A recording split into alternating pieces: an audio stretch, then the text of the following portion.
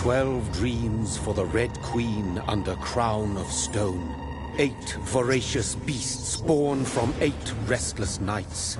4 nails piercing the flesh of the sinner. 1 prayer for the summoned, called by this song. 'Tis perhaps the countdown to oblivion for the once proud city of London. 'Tis perchance her inhabitants' last dance alone to face death and pestilence. Confronted by the eerie and unknown, mortals became desperate for answers. A flock's flight makes for an omen, the falling of a star a dire presage. Turning to priests for interpretation when there was no reason to be found. When religion failed, men turned to science. I saw them build such vain cities, crafting machines made for endless war. New questions flourished as old answers withered.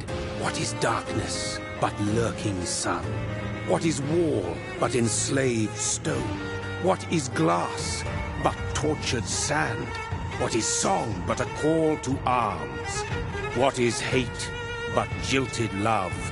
What is life but death pending?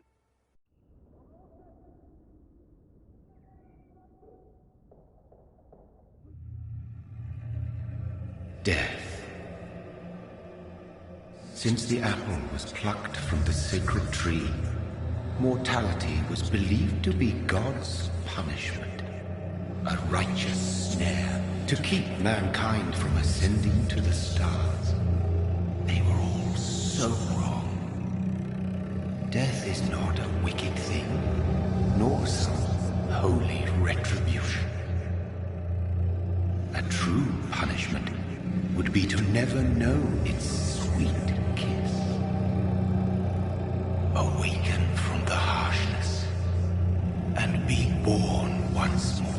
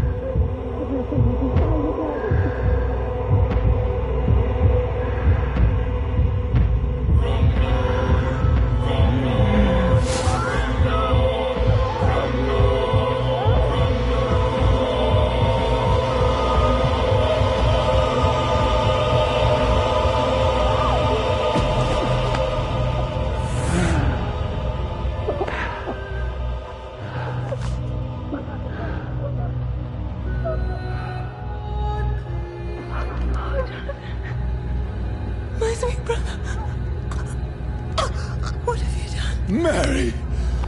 Oh, no! Mary!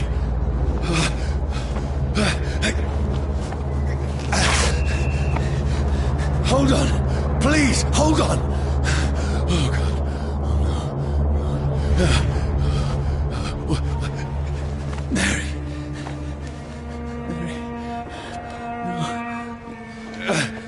Mary. No. No.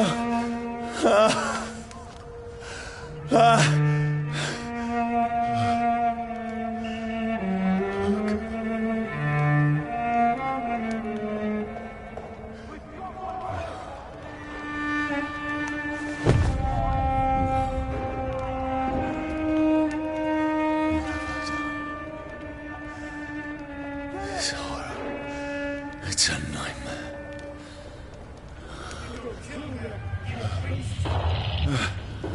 No! Please, a moment, let me explain!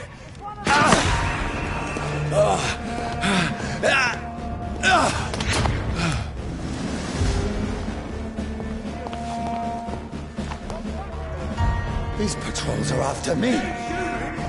No! No! Don't shoot! This is a nightmare. I need to get out of here.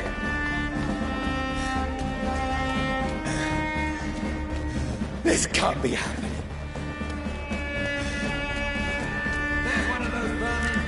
No, please, stop! I mean you no harm.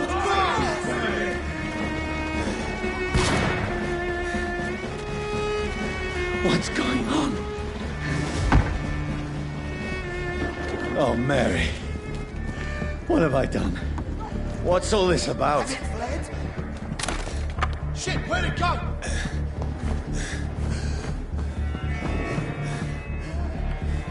Tricky bastards. Now, I can defend myself. Where'd it go? Shit, where'd it go? Kill the thing! Who are you? Stay back! Sorry, but you left me no choice.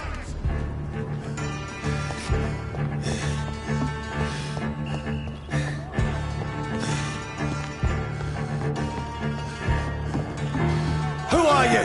Stupid beast! Stay alive!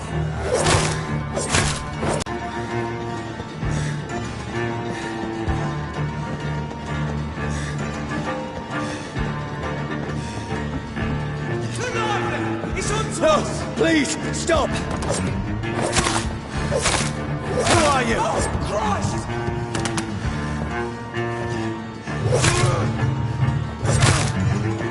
What do you want?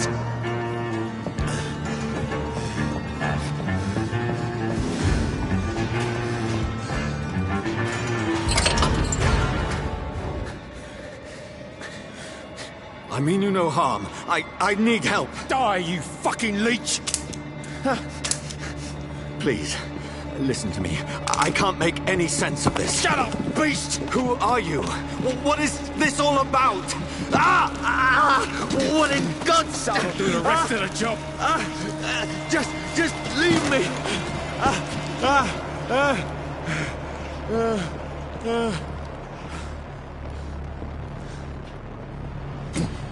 The sun feels like it's burning me to the bone.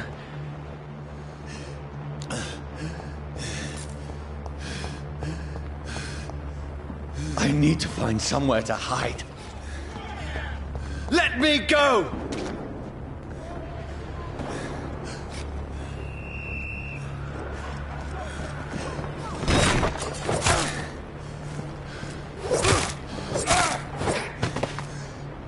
I need to find shelter.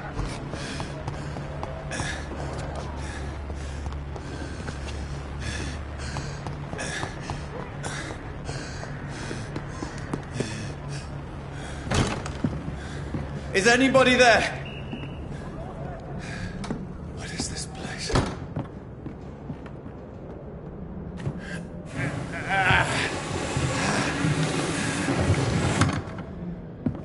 The place seems abandoned. I should be safe enough here.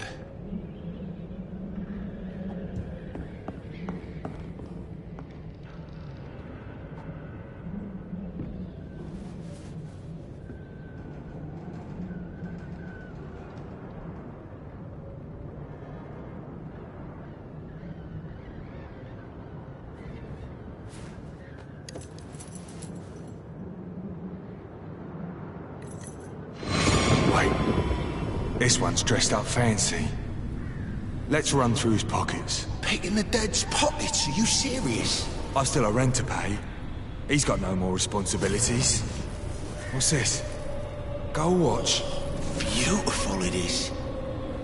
We fancy it and share the takings. I suppose we are undertakers. Now, give him an Eve.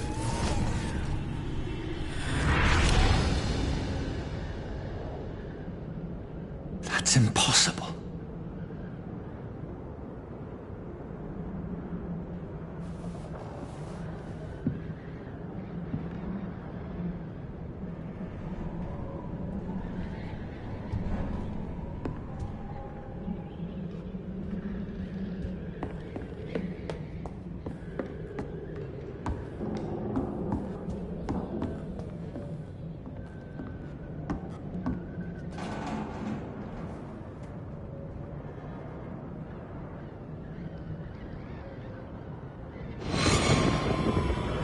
Dreams for the Red Queen that sleeps under crown stone, that she might linger longer, her eyes as white as blood. Who goes there?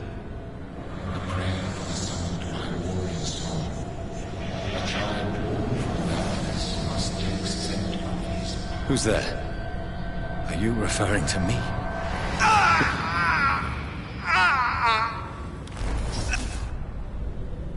No! No! I still have so much to accomplish.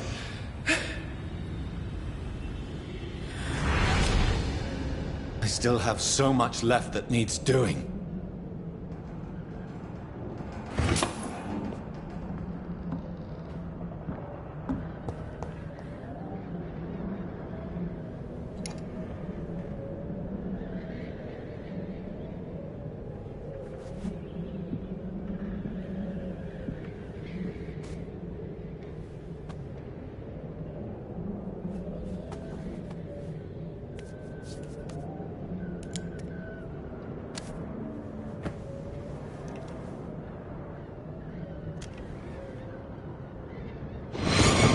Johnny, this one's lost.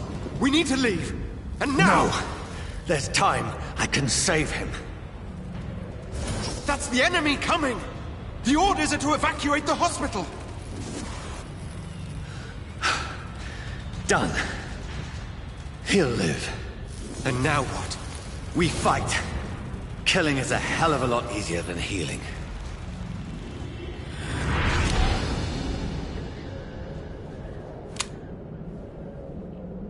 No, it never got easy.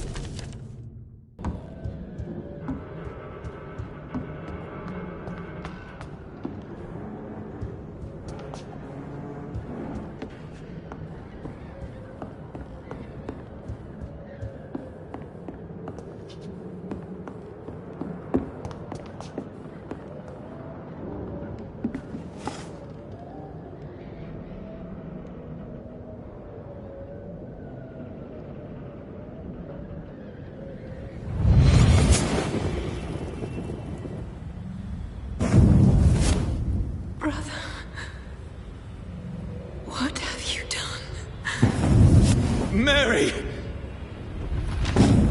Mary! Mary, I'm sorry.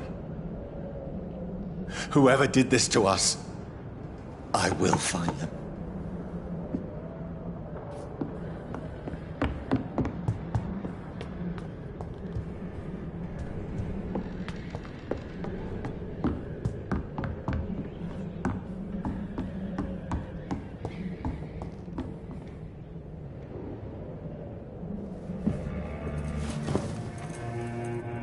This makes no sense. None of it. No sense at all.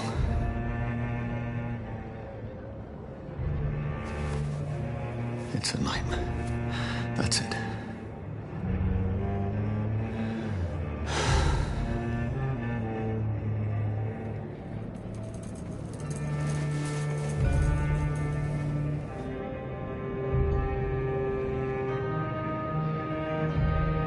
So be it.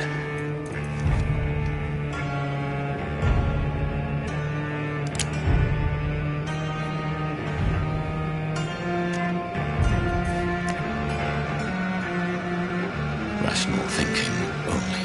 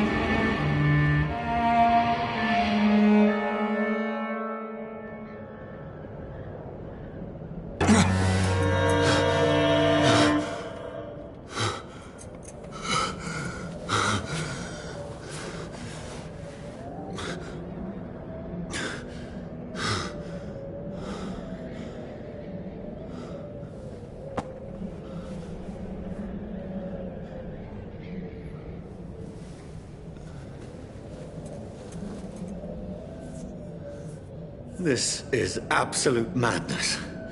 I've lost touch with the real. Madness it is, as mad as the moon, who takes blinding sunlight into a glowing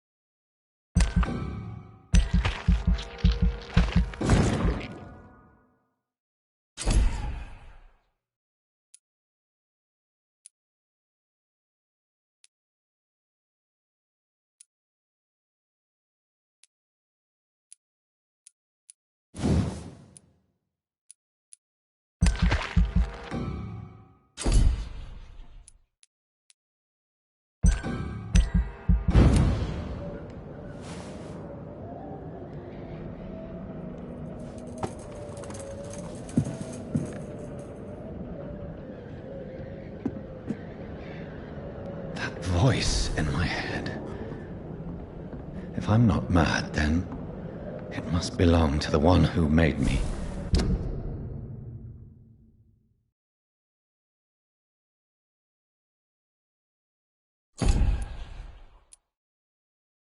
What I am. I must find him to understand what I have become.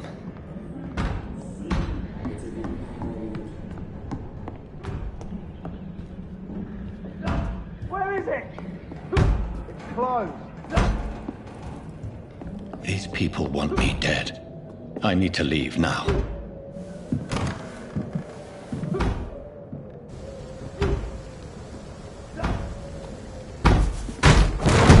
Here's the leech. Here!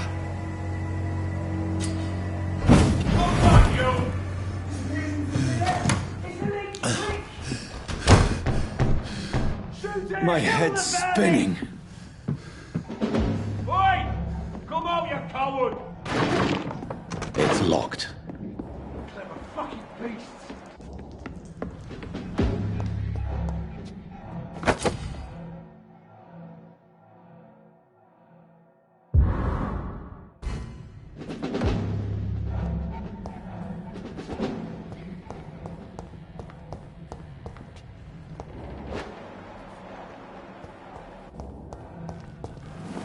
I'm still in Southwark.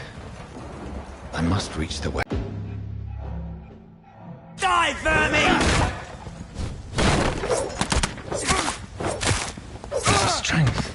A strength I never knew I had. Not been bitten. Watch yourselves! Here's one of them!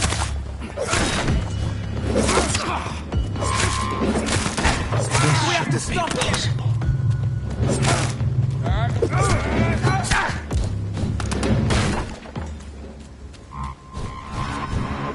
Every sinew, every fiber of my being is afire.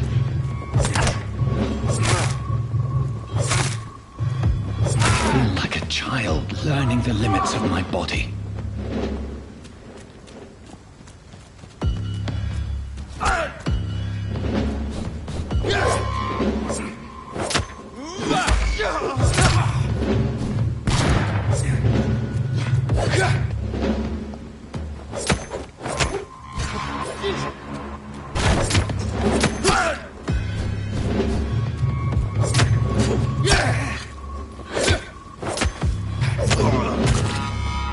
My strength, my reflexes.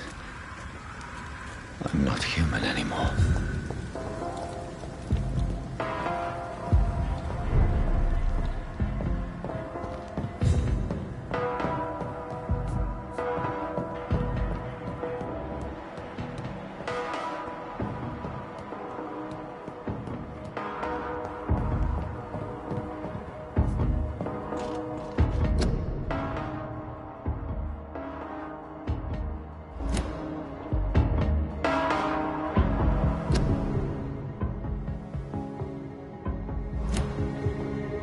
My poor sister. If only I had controlled my need for blood. Mary, someone will pay for what happened to you. For what happened to us. This is despicable.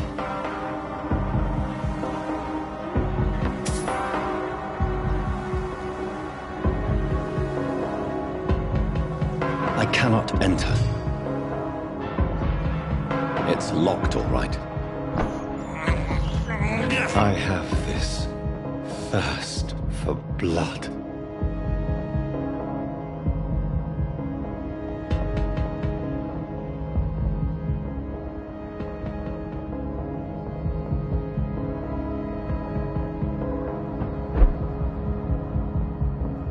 The dizziness from the jump. I can now control it.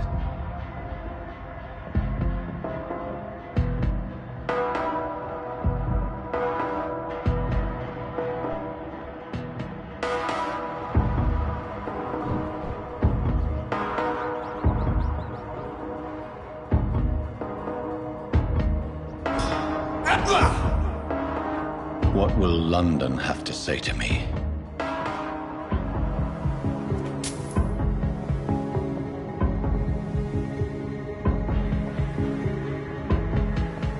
I cannot enter. I've so many questions unanswered.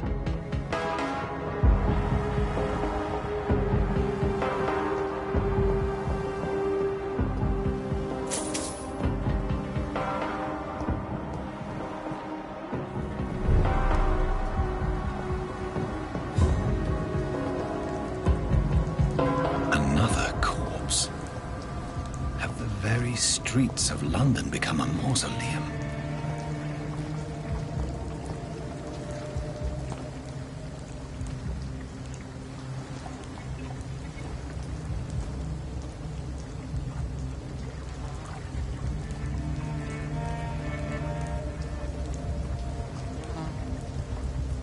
The man has been drained of all blood, but I can still smell the scent of it.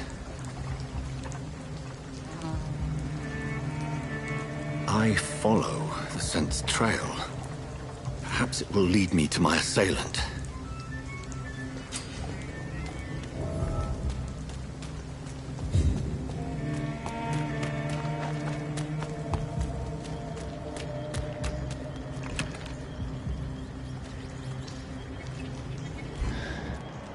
Fresh blood. The smell is so strong. This is a slaughterhouse. It's locked, all right.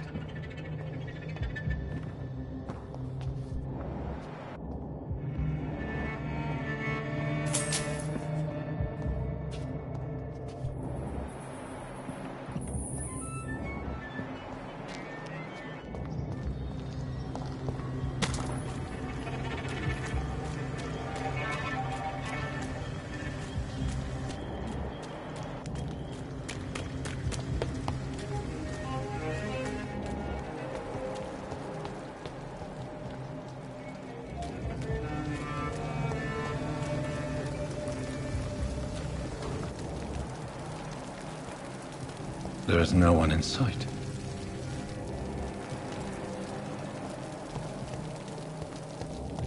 Where has everyone gone?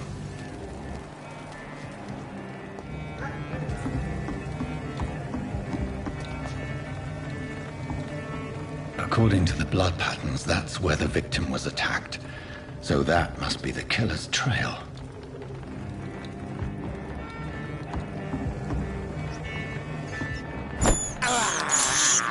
This is despicable.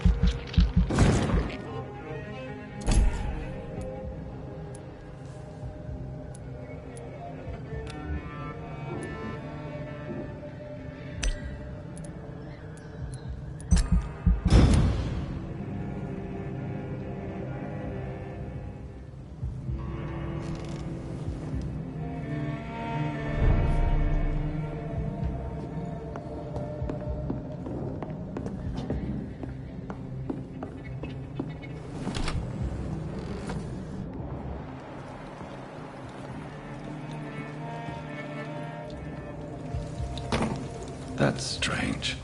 The trail is very erratic, as if the killer was drunk or hesitant.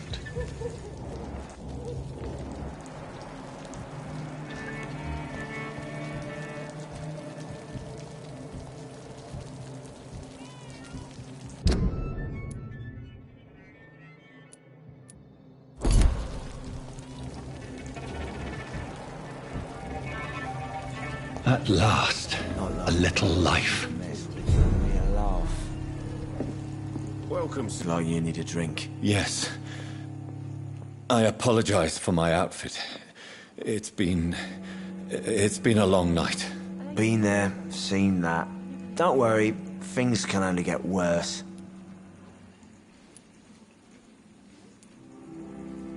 What's going on around here? It's like everybody is hiding. You must be new here. Have you not heard about the murders? Everybody fears the return of the sewer dog. Who is this sewer dog? It's the local bogeyman. Convenient answer for every crime that happened for decades. You murdered someone, blame the sewer dog, eh? You make it sound like it's a fairy tale. People will always believe in monsters. It's easier than accepting their own darkness. We can all be monsters. Has anybody entered the bar recently? Can't say. Sorry. I spent the night making love to that gorgeous bottle, see? This is important, sir. Are you sure no one has come in here in the last few hours? I don't know and I don't care. This is a free country. People still have the right to come and go, don't they? I'll leave you to your bottle then. Never even been to India. My God, sir, you look like Jonah's whale just spat you out of hell. Can I get you a drink? No, thank you. I'm not thirsty. Well, grab a chair and get some rest. This is going to be another long night.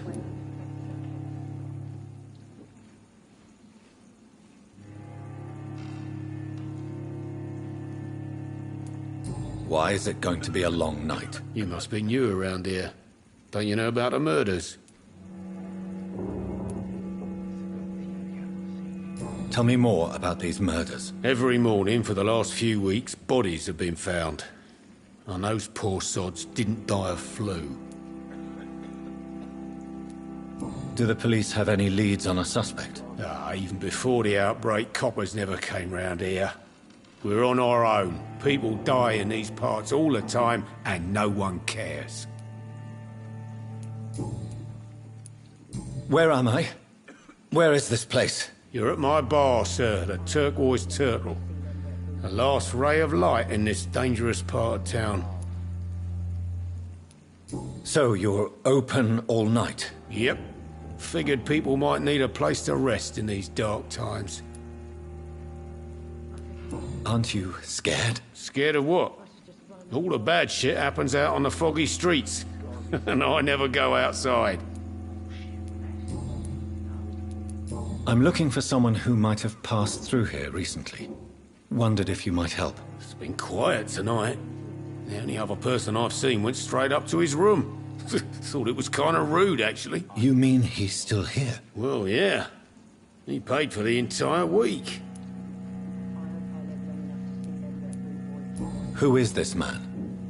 What does he look like? Well, like a gentleman, I guess.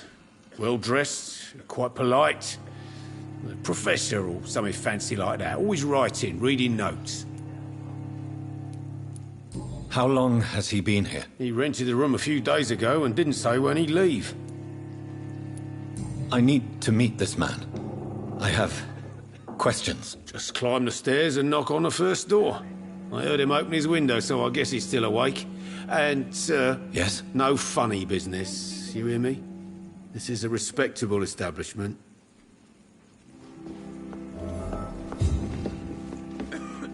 Hello, sir. Are you all right? Is there any way I can help you? I don't know. Maybe you could just talk to me. Maybe you prefer to speak with Tom, then. He's more agreeable talking to strangers. What's going on around here?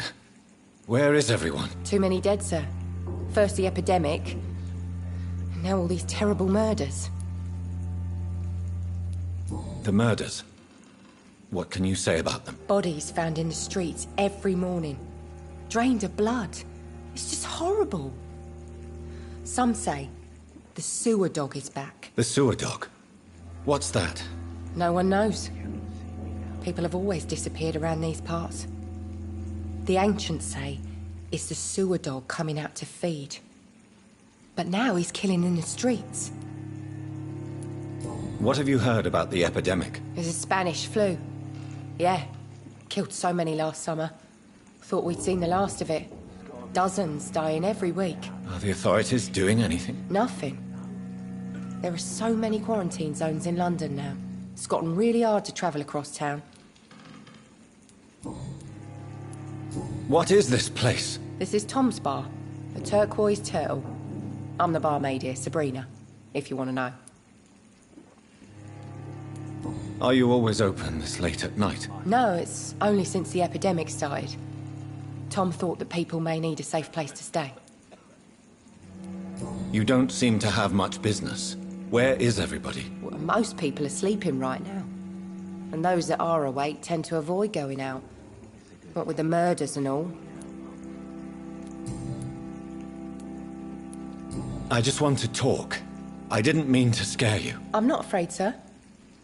It's just I've other customers to take care of. I only see one customer. Oh. Well, yeah, of course. I mean, I best check on them. I'll leave then. Thank you.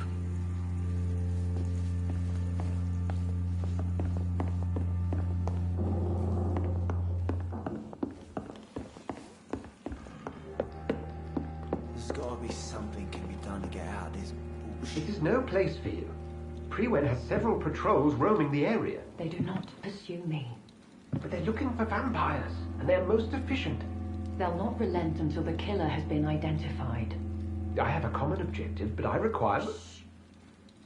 I think someone is eavesdropping. Are you certain? You might as well come in, whoever you are. Slowly, vampire! Who are you? I mean you no harm. Saith the vampire. Present yourself! I need a word. With anyone.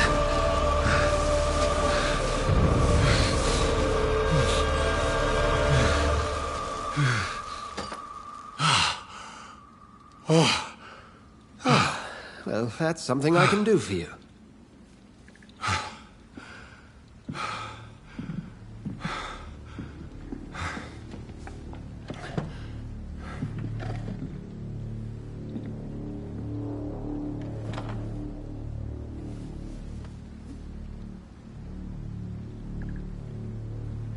And who must...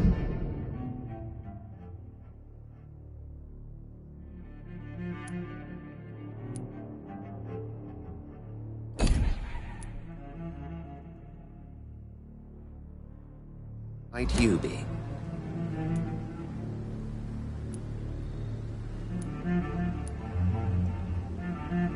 I'm not sure that I know anymore. Might I at least learn the reason of your presence? That's none of your concern. Sir, you have entered my room in the middle of the night, pale as a corpse and shaking like a tree. So please, indulge me. Someone is molesting people. In fact, killing them. Biting them. The calling card of a vampire. Like you.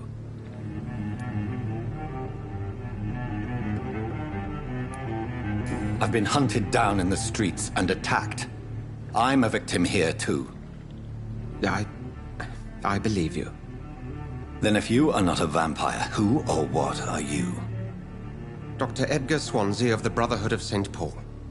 I'm performing an independent investigation here in an attempt to understand precisely what is going on.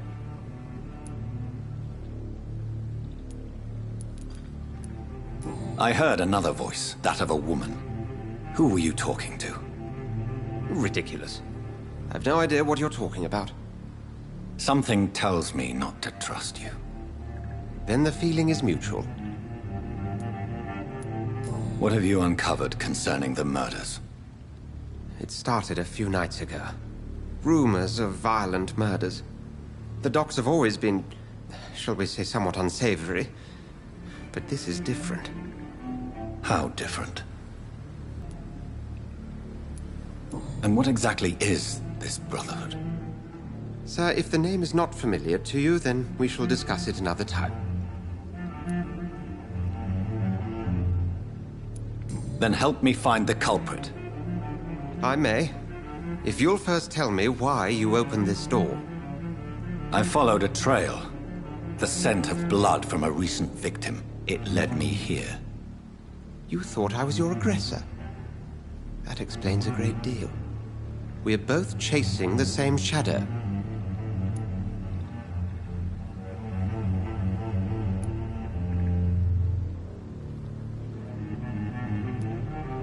Perhaps. This is all new to me. I'm not even certain what I'm looking for. You should let me handle this affair. You've no idea what you're up against. No. I will find the monster. He is mine. How will you do any better than I? But then let me ask you this. What are your intentions if you find the killer? I'll end him. Then I can only wish you good hunting. And pray we shall meet again.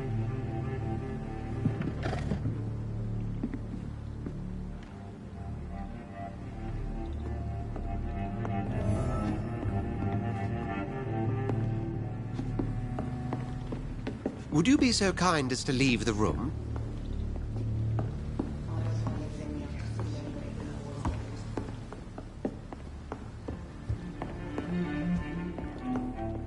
If Swansea is not my attacker, it means somebody else came here tonight.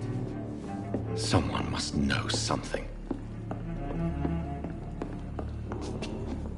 Not long ago, this nest gave me a laugh.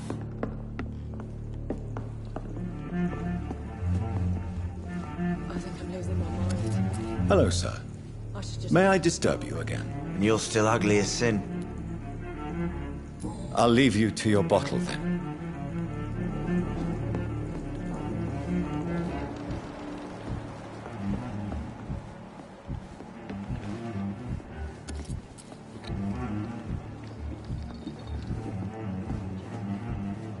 Damn it. I think drink no longer stirs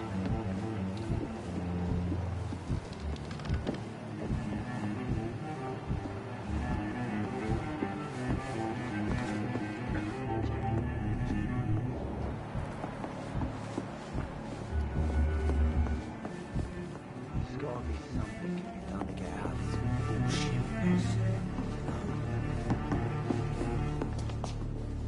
bullshit. Evening, sir.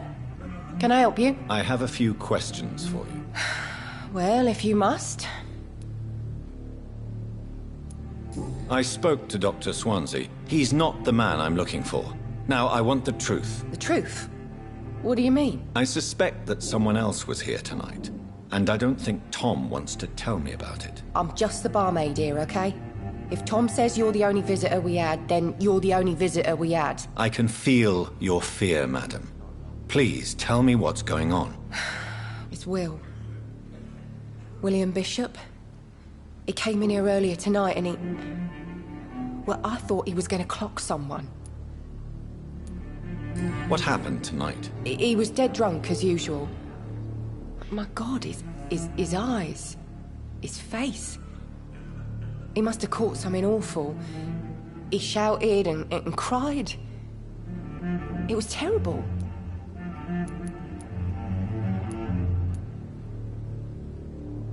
Why are you so afraid? I mean, his skin. His hands. I scrubbed every glass and every chair that he touched. God, I hope it's not contagious. Tell me about this William Bishop. Will was a sailor who worked at the canning factory before he lost that job.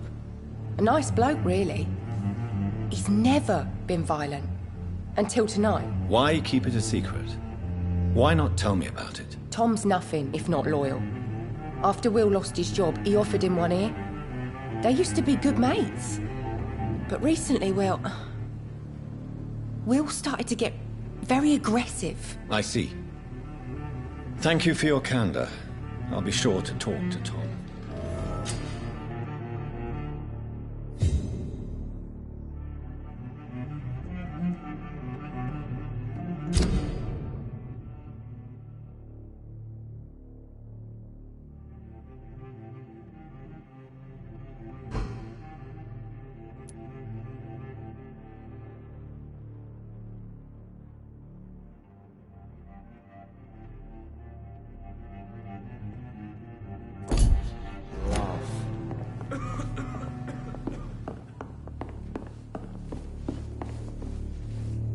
Welcome back. Did you find what you were after? I can't say I have. Are you sure no one else came into your bar before I arrived? Hey, I told you, you were the only other stranger I've had. Tom, talk to me about the visit from your old friend, William. Yes, Will came by tonight, but he's not my friend anymore. Why lie to me if he is not your friend? I didn't lie. I said you were my only unannounced customer, and that's the truth. Who is he? William. Just an old sailor who loves his gin too much. He worked for years at the canning factory before it closed. Is he dangerous? Yeah. Like many drunks, he's all bark and no bite. He can barely stand up most of the time. How was he tonight? Was he different? Sicker than usual, perhaps. He whined and mumbled about how mean people were to him and how he'd like to talk to me outside, and then he left when I refused. I need to find him. It's a matter of urgency. Do you know where he is? You could try his boat. It's up by the North Pier. He sleeps there when he's too drunk to get home. Please describe him to me. What'd you expect? He's a tall, sick bastard with a bad rash and torn old clothes. William used to be strong. Now he's a mess. Thank you, Tom. If you see him, tell him I don't want him back here unless he cleans up his act, okay? You cannot see me now, Mum. Are they stupid or something? I've never...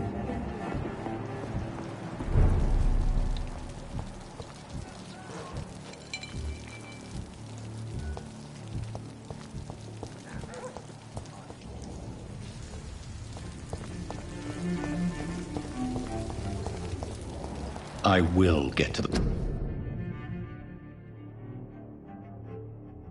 bottom of this intrigue.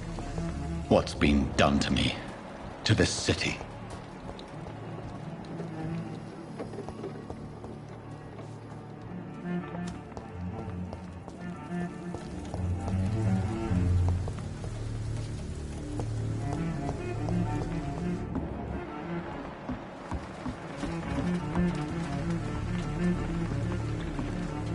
The body is still warm.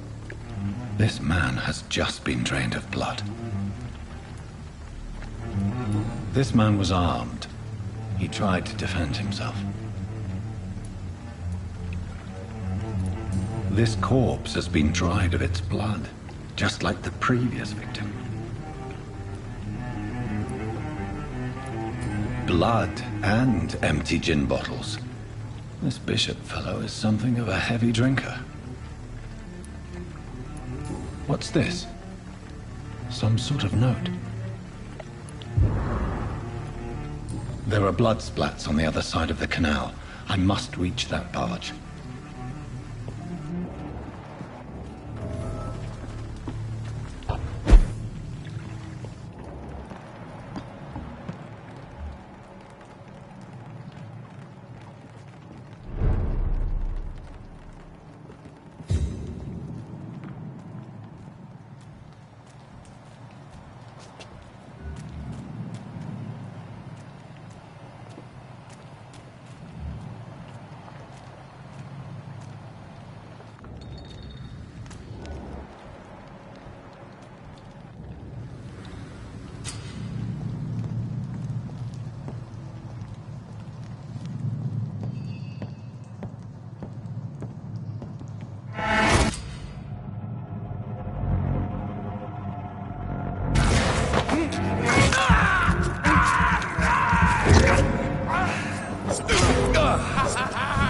Don't like burning.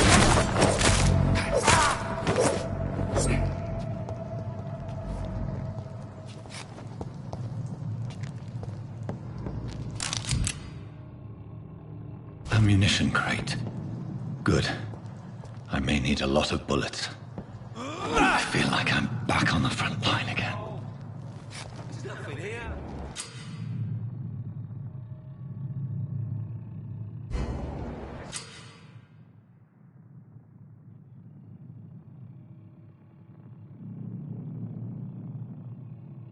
back to a warm fire.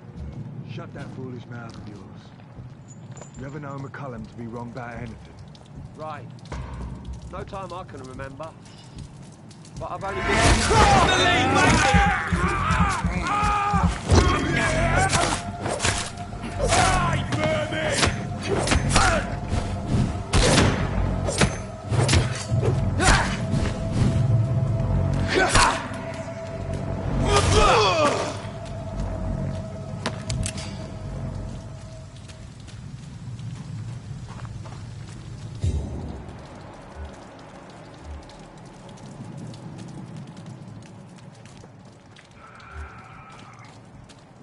We won't see any of these bastards back here again.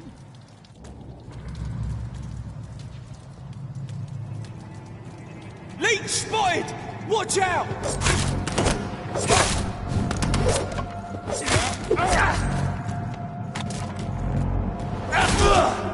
Filthy piece of shit! Bloody leech!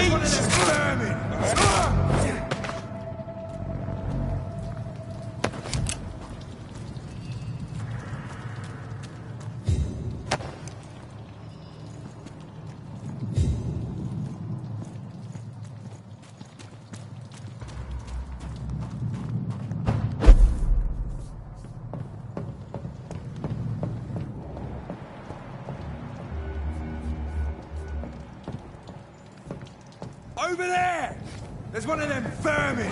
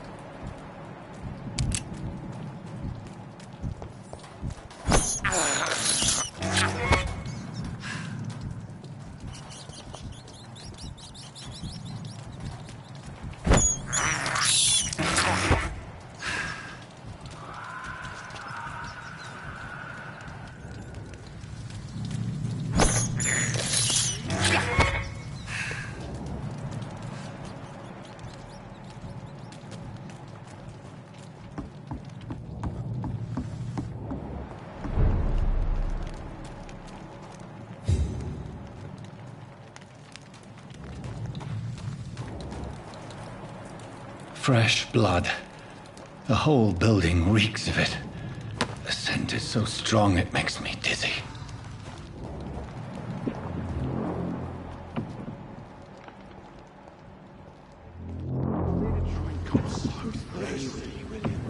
As one, we shall overcome this. We've done it.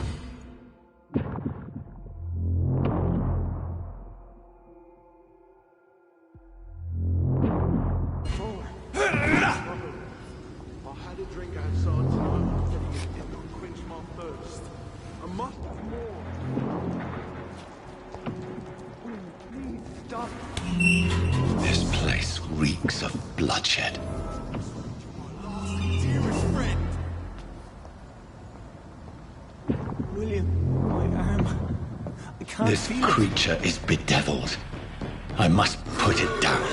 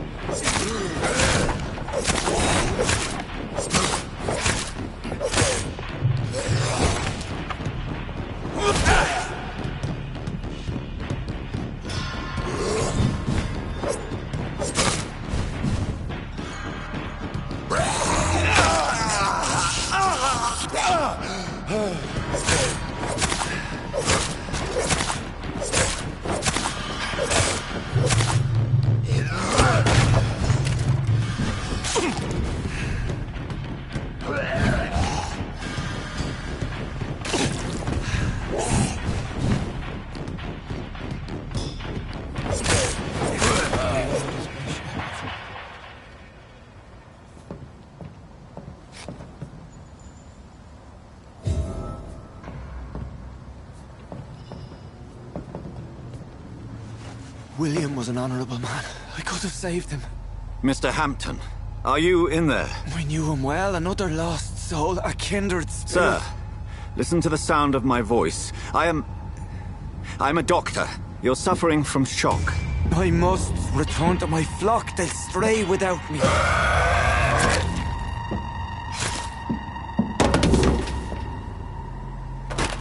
Remember, certain skulls are every bit as resistant as we are. Who are you? What do you mean by Skal? You truly are a newborn. I should have realized. Wait.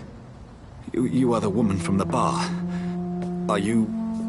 like me? Can you help me? I believe, sir, I already have.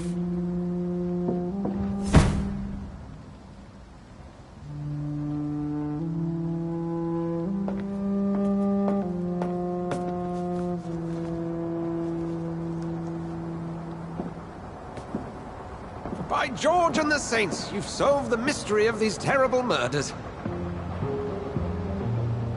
Patience, good fellows, I've come to offer help. Just give me a moment to secure my boat. We can leave this awful place. William was not the evil man they claimed. He was just taken by the thirst. He needed his drink. This man requires medical attention. We'll see he gets to the nearest hospital. No, please, I must tend to my fold. My flock needs me. There, sir. Go with the good Dr. Swansea. He's resourceful, and I'm sure he'll take good care of you. You'd best come as well. The sun is soon to rise, and you'll need a place to rest. I just need a moment. If I can learn something about what has happened to William, I'll be a step closer to understanding what happened to me.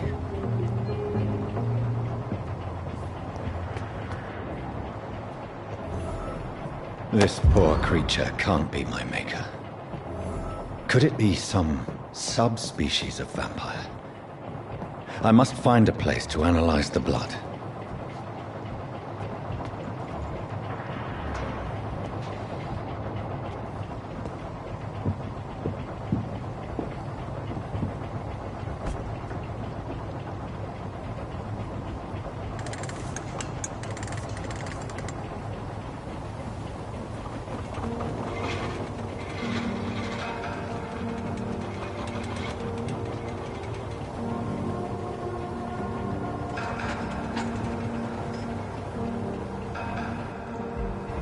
Where are we headed?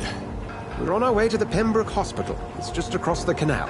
They'll have a bed for poor Mr. Hampton. William was... What manner of creature was he? Predator, prey, villain, and victim. Who can say? The important thing is that he's been stopped. Duly noted. And the woman? What... Who is she? What woman?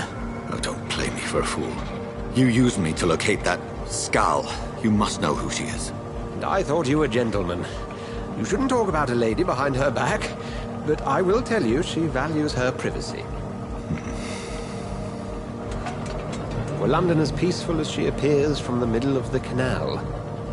If only that were the reality of the situation. To be honest, I've always tried to avoid this part of town. Pembroke Hospital is the last bastion between the rest of London and the epidemic. The flu has decimated the East End and the war still rages. Welcome to the front lines of a plague. This is where you work, Dr. Swansea? I am the administrator of Pembroke Hospital. I thought you were here in service of your mysterious order, the Brotherhood of... Of St. Paul's Stole, yes. But first and foremost, I'm a man of science. A physician, like yourself, Dr. Reed. How do you know who I am? No need for modesty. You are Dr. Jonathan Reed, a surgeon of some caliber and renown, if I'm not mistaken. You are correct, sir. I knew it! I had my suspicions. But when you took the blood sample from the corpse of poor William, I was certain. Dr. Reed. Marvelous. Have we met? I attended 3 of your seminars before the war. I have the utmost admiration for your research. And what a turn of fate. England's most esteemed blood specialist returns to London a vampire.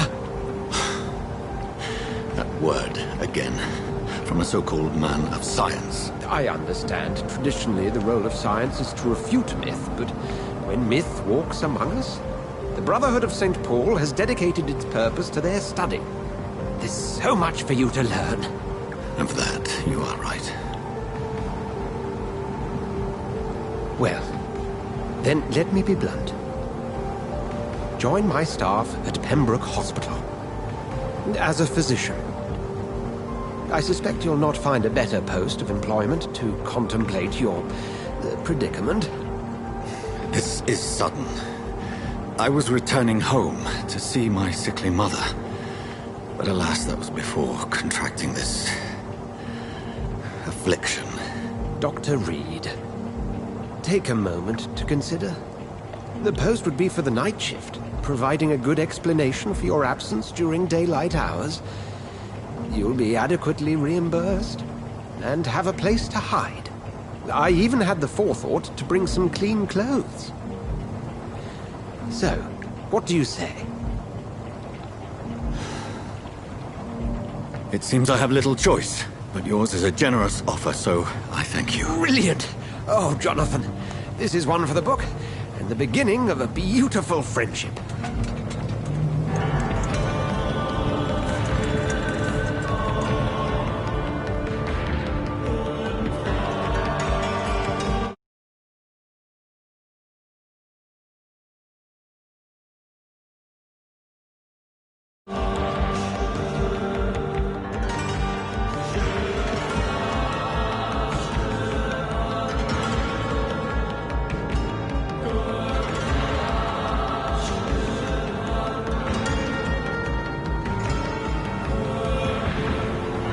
Dr. Swansea, thank goodness. I was beginning to be concerned. Worry no more, Nurse Crane, for I bring good news. Oh, Doctor, what a night. We lost 2 more patients. Nurse Scow said she couldn't take it anymore and resigned. Yes, well, I'll make a new rota in the morning. In the meantime, find a good bed for Mr. Hampton. Be sure to pay attention to his needs. Of course, Doctor. Oh, and Dorothy? Yes, Doctor? Dr. Reed here has just returned from the front. He served King and Country and will be joining us here at Pembroke. We're very lucky to have gained a surgeon of his talent, and one so experienced in blood transfusions. That is good news indeed, Doctor. Oh, yes.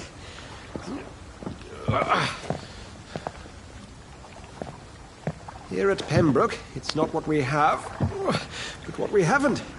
It's only thanks to Nurse Crane and the staff that our ship doesn't sink. If you have any questions, just ask her. Duly noted. Thank you. Your assistance is required, Dr. Swansea, immediately. Welcome aboard, Jonathan. We'll catch up after my rounds. Coming, Nurse Crane. I'm coming.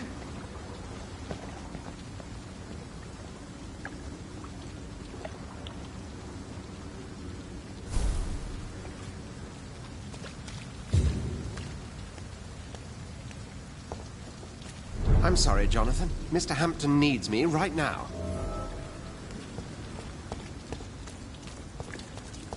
Come on, you bastard! You can do better than that!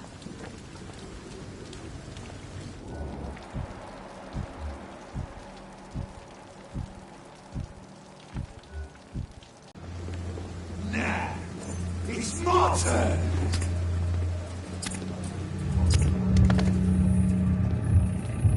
Rotten autocracy. Each heart contains the source of life. Drink at this river.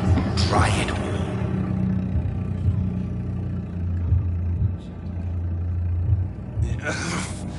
Oh, come on, you bastard! I won't bite. Sir, please. You've lost too much blood. Calm yourself. You think I didn't notice? Stop your staring and get me to an hospital, you arse!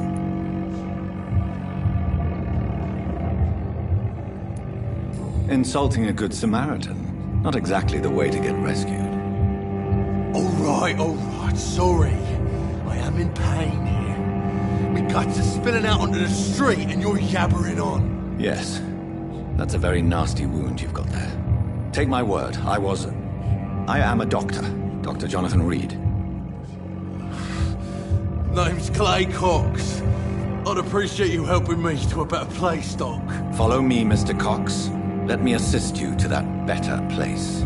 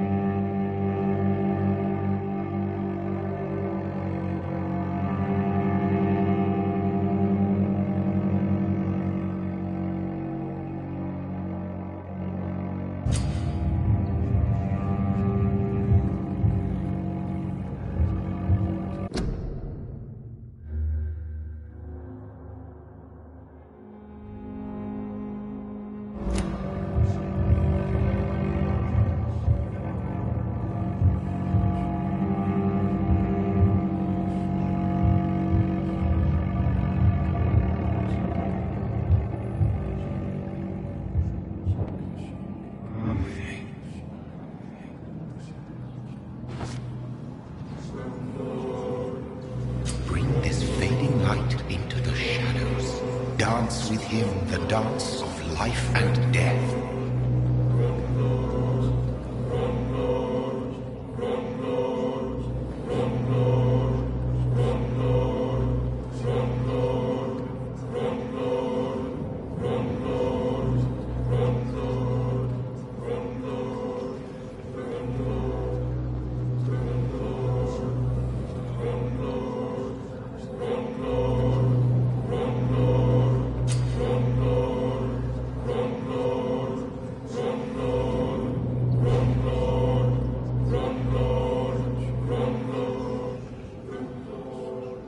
No more. Not tonight. Not like this. I will not take another life.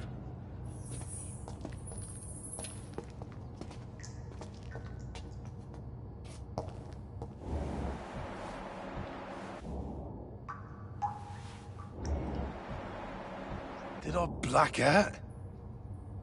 What? What happened? It is wise for the huntsman to sometimes let his prey go, but no famished hunter can run for long.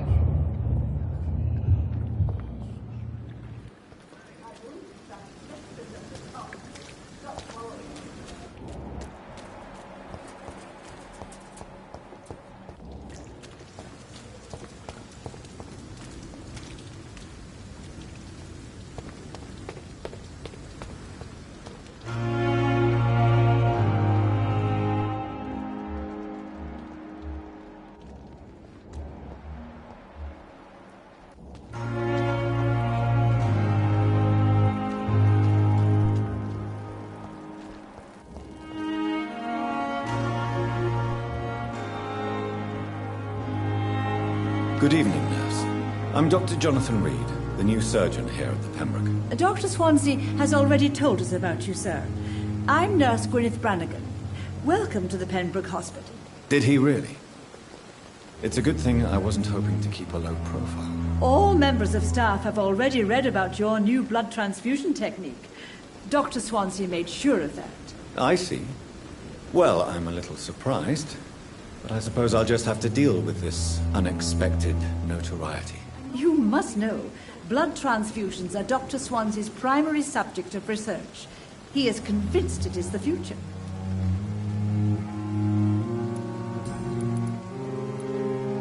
How are things here? Not good, to say the least. We're struggling against an invisible enemy, more lethal than any bullet from a gun. It's hard, Doctor. An invisible enemy? Quite a poetic term for a disease, especially from a nurse. Sorry, Doctor. These last few weeks have been exhausting. We could all do with a good night's sleep. Do you think this hospital can survive the epidemic? We are all volunteers here, and we're trying to hold fast, but how do we beat an invisible killer? Some nurses have already resigned.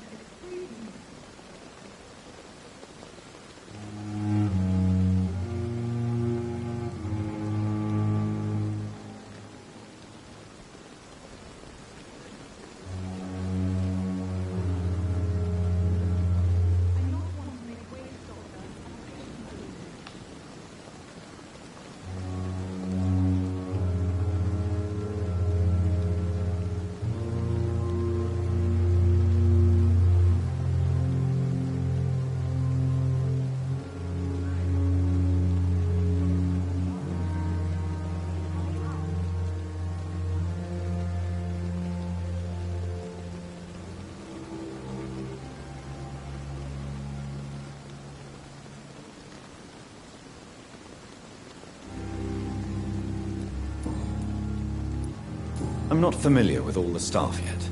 Perhaps you could help me. Brilliant professionals, most of them.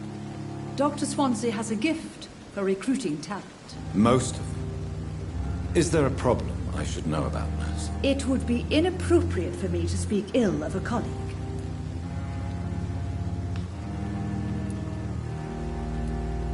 Is there anyone that stands out? Well, I have never met someone as dedicated as Dr. Tippett. He should be a standard for us all here. If only he were younger. Why should his age be a problem? I guess it's fair to say he's always pushing himself to the limits. He just doesn't know when to stop and get some rest. Nurse Brannigan, if you do know something, please tell me. Anything you say will be held in confidence. No. I may disagree with some conduct, but in the end, everybody is doing their best.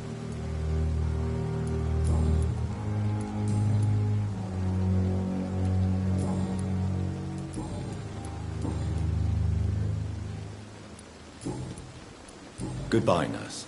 Call me if you need assistance.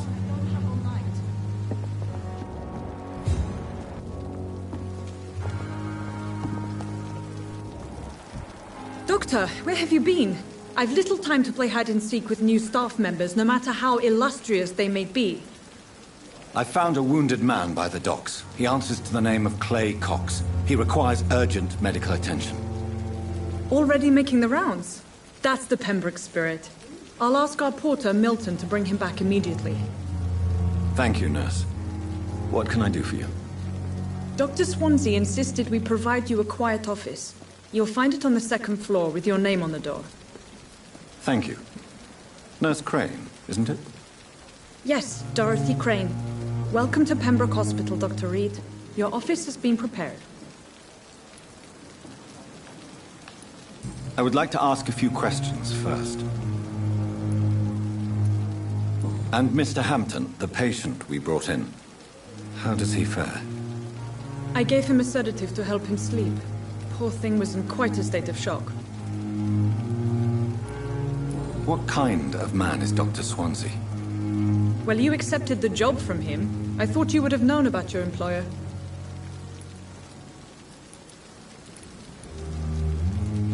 Apologies, I've only just met him the once.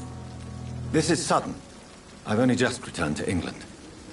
Dr. Swansea is a brilliant surgeon and the most compassionate physician. It's right to assume Dr. Swansea knows far more about me than I do about him. You'll get to know him soon enough, and better than me. The administrator has better things to do than mix with us. If you could point me in the direction of my room again, nurse. Second floor of the hospital, left after the stairs. It's the last vacant office at the end of the corridor. Thank you, Nurse Crane.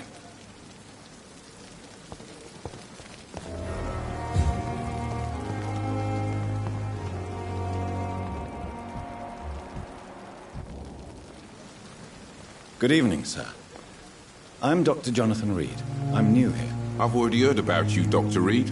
I'm Milton Hooks, the ambulance driver for this shithole of a hospital. That's quite a blunt introduction, Mr. Hooks. You can call me Milton. I like to speak my mind, Dr. Reed. Perk of the job. Don't judge me, and I won't judge you. I'm not sure I understand what you're talking about. Well, I'm no doctor, but I'm pretty sure a gun can't be used as a surgical instrument. You have a keen eye. I learned to shoot during the war, and have carried one ever since. Old habits die hard. No need to explain, Dr. Reed. And if you ever need a better gun, remember, I may have something for you.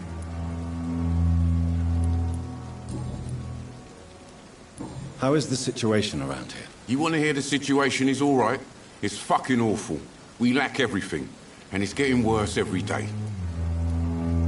Are you really smuggling weapons through the hospital? And why not? I've already been attacked by patients, you know. And by gang members willing to steal my money. But you're not defending yourself. You're selling guns to civilians. You keep people alive your own way, Doctor. I offer them another way to protect their health.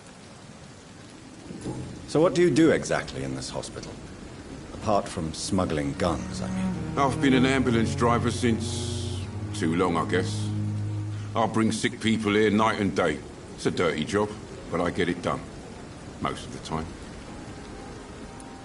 Since you're on the front line, how is the sanitary situation in this vicinity? It's a complete disaster. It's even getting dangerous to enter some streets or buildings. Even the locals attack you. It sounds like things have been a bit rough recently. What's happened? Yesterday I got attacked by the patient I was bringing in. I escaped through the hospital's garden, but I lost my wallet when I was running. You left an infected patient outside the hospital? That's incredibly dangerous. Go there yourself if you want, but be careful, Doctor. I'd rather not bring your dead body back.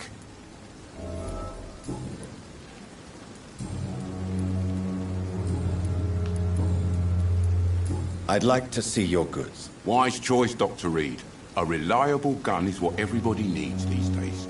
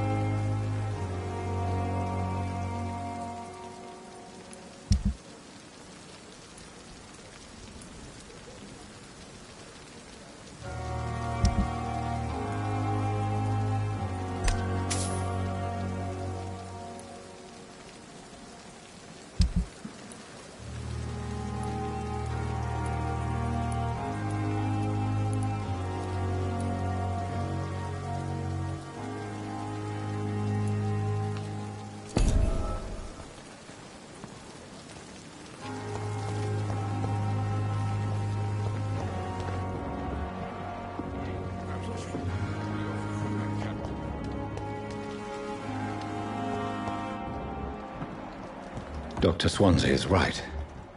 This place seems perfect to conduct my research. Spare your obedient slave.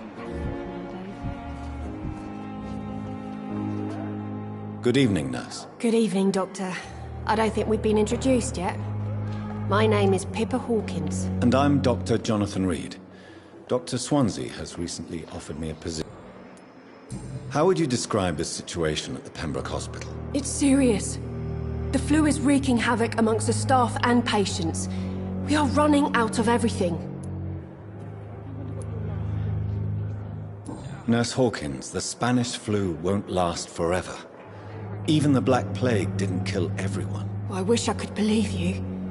But what if this epidemic was worse? What if in the end, nobody was spared? You must get a hold of yourself, nurse. Sorry, I'm exhausted. No one has any idea when this epidemic will be over. Time has lost its effect on me, but the suffering continues.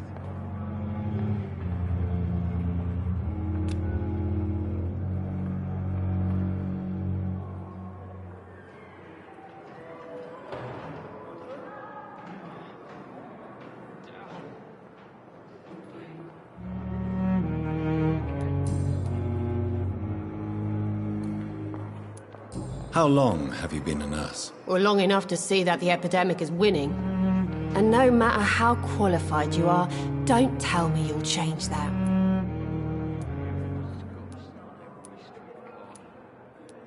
You'd be surprised what dedication can achieve, Nurse Hawkins.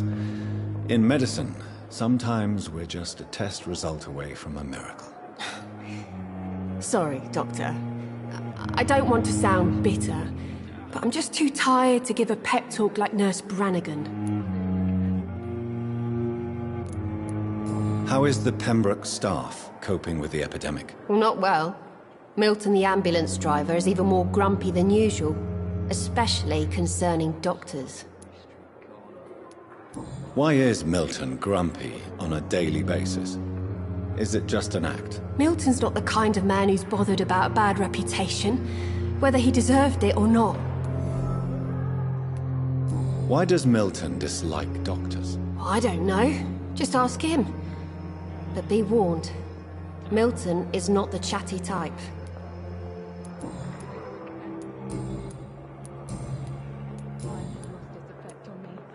Goodbye, Nurse Hawkins.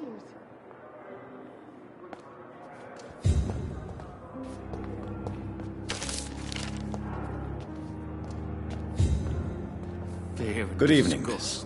I'm Dr. Reed, the new surgeon at the Pembroke Hospital.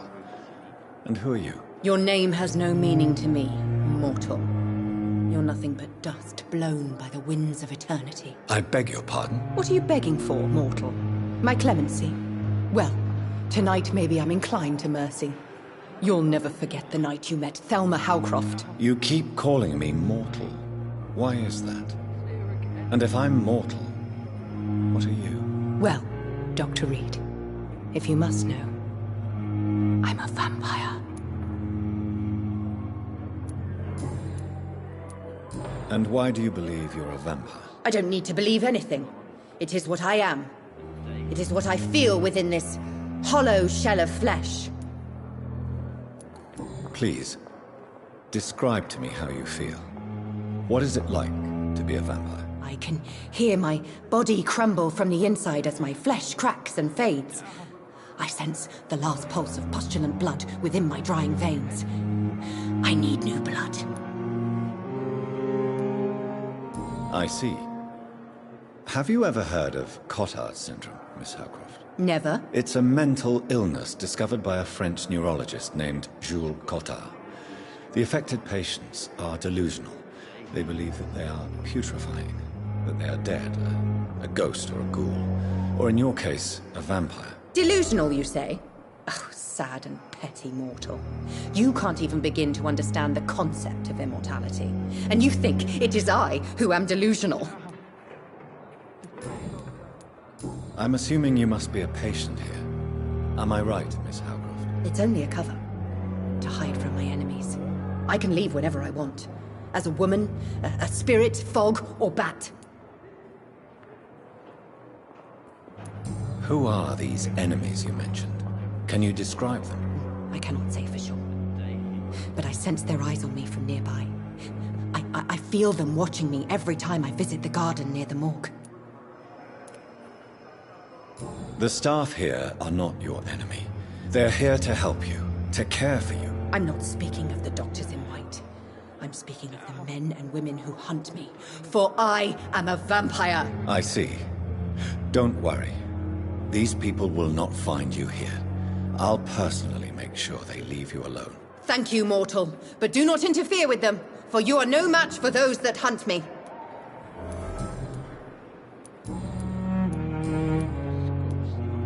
Who are you really, Miss Howcroft? I mean, apart from being a vampire. Is that not enough for you, puny mortal? What do you require? Proof of my powers? I'm curious to know who you were before becoming a vampire. It was such a long time ago, I don't remember. Centuries of unholy life can have strange effects on one's minds, you see?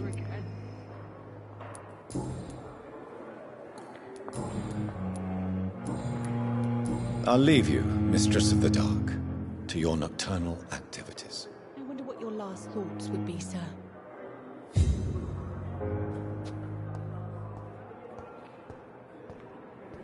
Fear and disgust on every street corner. Good evening, sir. Can I help you? Unless you're here to fix my face. No. I don't think you can help me. I'm Dr. Reed. I've recently taken the position of head surgeon here. War injuries, am I right? You guessed right, Doctor. German shell took my pretty little mug right off. But they still call me Thomas Elwood.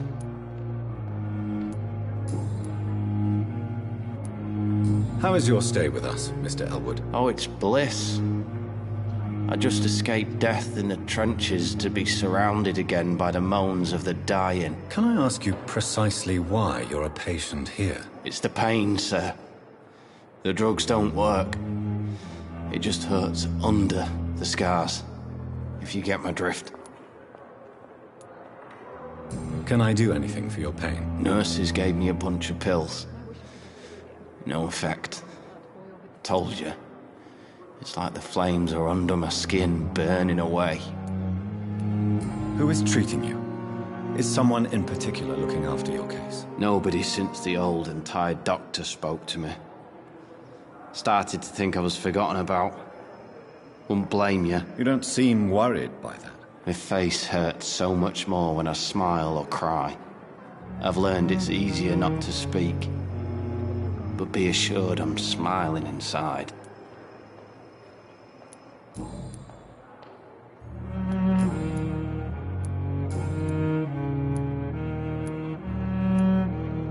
Where were you stationed, sir? Did you serve for long? I really don't want to talk about all this shit. No offense. I was pushing too much. I served in France myself. I just wanted to know what happened to you. You were an officer, weren't you? Then I doubt we fought the same war, sir. No offense. How close are you to Miss Hallcroft? Are you aware that she thinks she is a vampire? To wait for her next nibble is the best reason to stay here.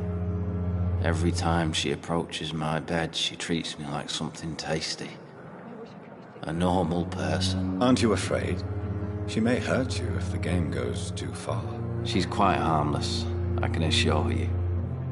Her head's broken inside is all. While I'm busted on the outside. But she's still beautiful. Living proof that there's hope for me.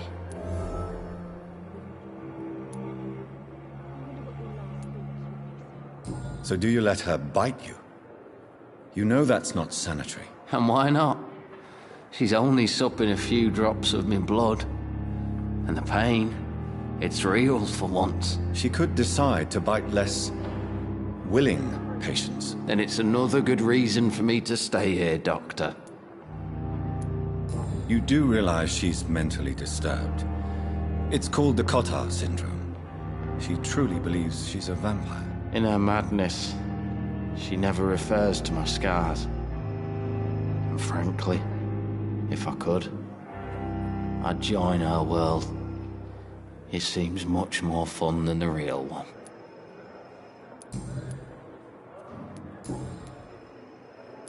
Goodbye for now, Mr. Elwood. Damn. The pain. I wonder what your last thoughts were here again.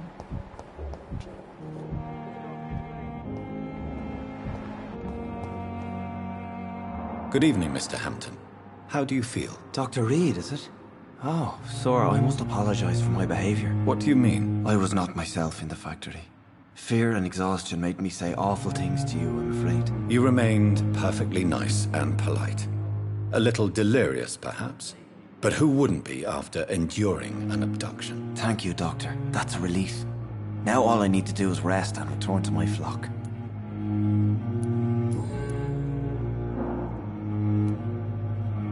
How did you end up in William Bishop's den? I had received alarming news about his recent behavior. I went to his place and he refused to let me go. Why did he abduct you? William was an alcoholic. His addiction suddenly changed to blood. I don't know why. Just like a patient I met here. This Miss Hawcroft. You dared to enter this awful place alone. You're a hero, Mr. Hampton. Or a fool. I'm just a man trying to help his friends, Dr. Reed. William Bishop was a conflicted soul, searching for light. Do you know Tom Watts, the bartender from the Turtle? I met him before I found you in the canning factory. Tom? Yes, of course. Always the helping hand, good old Tom. Without men like him, corruption and despair would have wiped out the East End long ago. People are still in despair. How could it be otherwise? The authorities have left us all to rot in this contagious nightmare. No drugs, no advice, nothing. It's a damn shame. Who should I avoid in this part of town, then? Any particularly evil figures? Not really. Most men and women are just doing their best. And it's not my habit to speak ill of people I know, Doctor. What is the general situation in the East End docks? The situation has always been tough, with a lot of tensions between the gangs and the dockers' trade union. The Wet Boot Boys are very nervous since they lost their leader. Who leads the gang now? Since Clay Cox went missing, it's his wife Edwina who runs the show, with the assistance of her minion, Dooth Digby. Has the gang been threatening you? Ah, no. I've had this nickname for so long, you know, the sad saint of the East End. No one dares to bug a saint, not even criminals.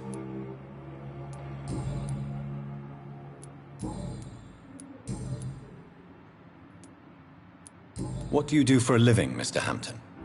I can't help but notice the cross around your neck. I manage a night asylum for the poor and homeless of the docks, and I try to guide the lost and hesitant on the right path to our Lord. Are you a priest, Mr. Hampton? A deacon, maybe? Not at all, Doctor. I'm just a man of faith willing to preach the good word. Why didn't you use your cross against William Bishop? To repel him somehow? That's a very strange question, Doctor. A cross is no magical token, if that's what you were trying to say. Not mine, anyway. How do you feel, Mr. Hampton? Medically speaking, I mean. I feel exhausted. Beyond exhaustion, actually. William drank so much of my blood in his madness. I feel empty. You're in good hands here. Dr. Swansea is well versed in blood transfusion, and I'm sure he'll take the best care of you. Thank you, sir. I believe all I need is rest, and then I can go back to the people who need me. Have you made friends since you arrived? Not really, but I recognize Miss Harriet Jones. I knew her when she lived by the docks. That poor woman had such a miserable life. You never came to see her here at Pembroke? Receiving visits when sick can be an important part of the healing process, you know. We're not just bodies. You're preaching to the converted now, Doctor. To be truly honest, I thought she was dead. She left the docks many months ago. Goodbye, Mr. Hampton. We'll talk again later.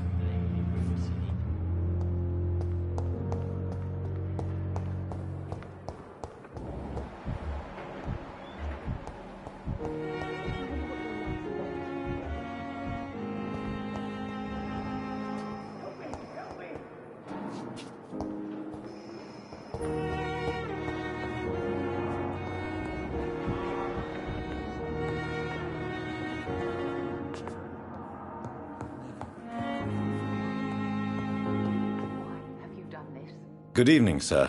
I'm Dr. Reed. I believe we're going to be colleagues. Reed? Yes, I've been informed about your arrival.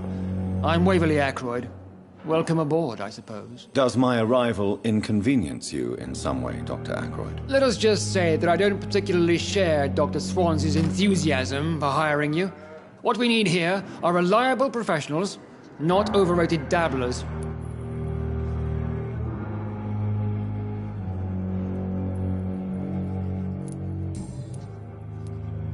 If you have a problem with me, Dr. Ackroyd, please feel free to tell me. Dr. Swansea has imposed your presence on this hospital without asking anyone's advice. The benefit of his position. But I don't agree with it. I know we've never met before, but I believe this hospital could use all the help it can get. You will agree with that, I'm sure. Oh, but I have heard about you, Dr. Reed. Of course, you can't say the same about me, since I have not wasted my time courting the press.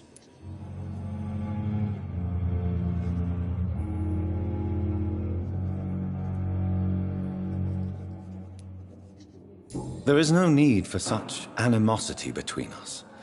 Don't you think the epidemic is already enough to deal with? That is one point we could agree on. And that is precisely why I want to be sure that you will be of help to this hospital, instead of a burden.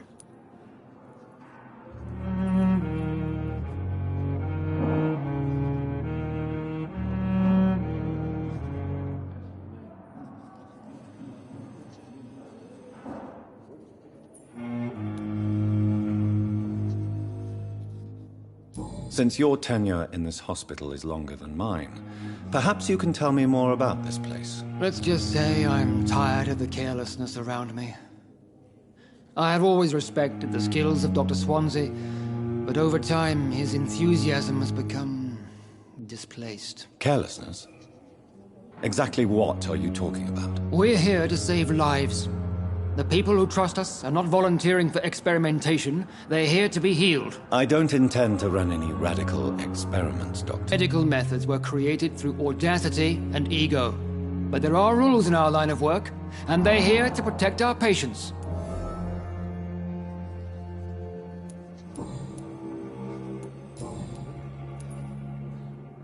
I don't know what you've heard about me, but I have already proved my value as a practitioner. I don't question your skills, Dr. Reed, but your motive.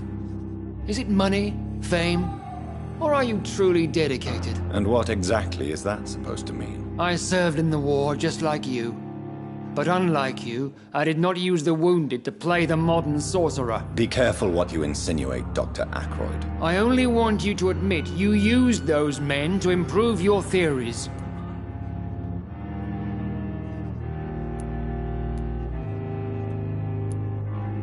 This is ridiculous. My blood transfusion technique saved many lives, and you know it. You see? That is exactly what I hate about people like you. You avoid this kind of accusation instead of facing reality. It seems you have bad memories of your military service. I refuse to see this industrial slaughter as scientific progress. War only reveals the worst in men. We can at least agree on something, Dr. Ackroyd.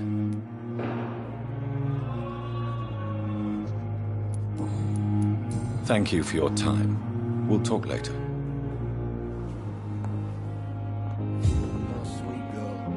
What can I do for you, Doctor?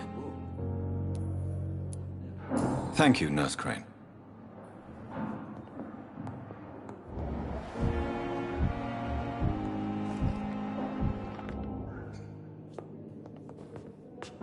Good evening, sir. I'm Dr. Reed. May I help you? I don't know if a third opinion is needed. Your colleagues are already arguing about my condition. I see. Would you mind telling me more about your situation? I'm Harvey Fiddick. All I want is to get me bloody arm fixed properly. Tell me about yourself, Mr. Fiddick. I'm just a regular guy waiting to get his arm fixed, so I can return to work and to my family. I was more curious about what you were doing before being hospitalized. I'm a carpenter, and a good one too. But that means I need both arms to feed my family, Dr. Reed. Are you satisfied with your treatment here? Well, it's clear that I've chosen a bad time to be injured. Forgive my bluntness, but you seem overwhelmed by cases of the flu. I won't lie to you about it. I'm afraid we are. Are you sure you don't want to operate yourself, Dr. Reed? I have the feeling you're very capable, and your colleagues seem to think so too. In other circumstances, you would be right. But for now, I don't think I can take on the responsibility. My apologies. Tell me about the doctors who are arguing about your case. Strickland and Aykroyd. They both want the best for me, but there's a lot of pride there. Doctors are no different from carpenters, it seems. What do you mean? I often had professional arguments with rivals on a building site. Difference is, I disagreed about wood and nails, not flesh and bones.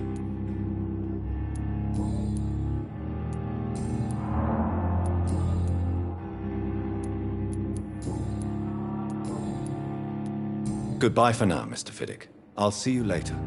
Sweet girl. Reads me like a book. Never could keep anything from her.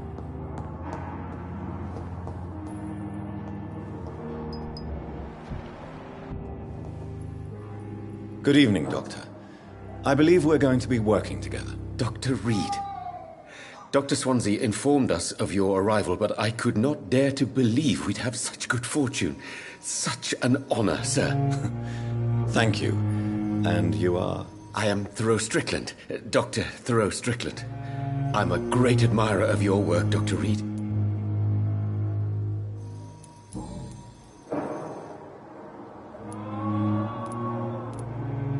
What do you think of Dr. Aykroyd's aversion to modern medical methods? It's a shame he's so narrow-minded. Dr. Swansea taught me that science is about exploring uncharted territory. I'm convinced that's true. With the influenza and all that's going on, you should put your differences aside, don't you think? Why is it so difficult to work together? I believe that if Dr. Aykroyd had been the one to discover the transfusion process, he would be the first to recommend its use. So you believe it's just a question of jealousy and pride? Dr. Aykroyd is as proud as he is blinded by his obsolete concept of medical science. Please, could you tell me something about yourself? I'm a great admirer of your work concerning blood transfusion, Dr. Reed. I run my own experiments. I'm convinced it's the future. What made you choose to be a doctor? I'm not ashamed to admit you and your work have inspired me. I am honored to have the opportunity to work by your side.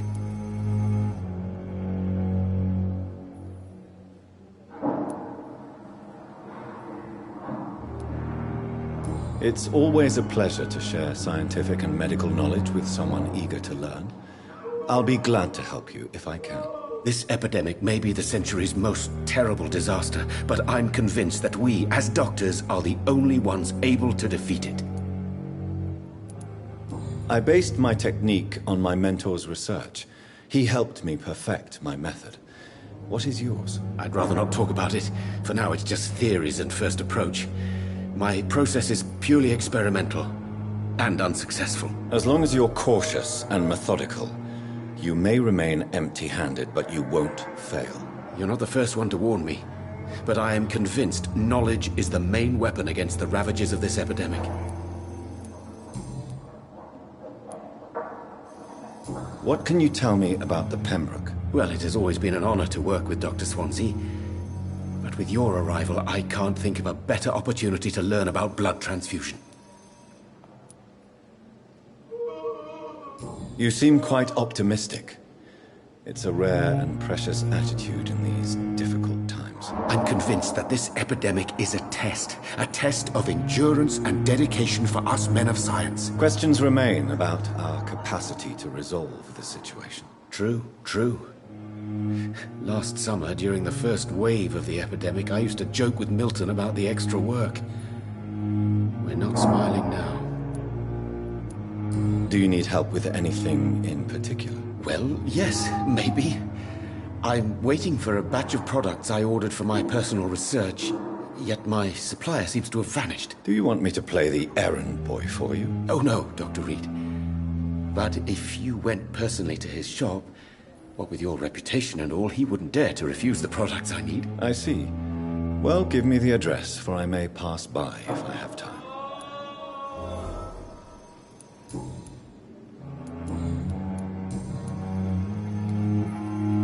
Tell me more about your willingness to experiment with new medical techniques. Harvey Fiddick is a patient suffering from a severe injury that could cripple him if not treated correctly.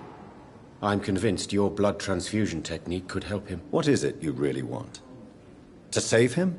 Or to prove your point? Fair question. I want nothing but to save my patient, Dr. Reed. Especially since I know Mr. Fiddick's story. Tell me Mr. Fiddick's story. Our first diagnosis was compromised because Mr. Fiddick lied to us about the real origin of his injury.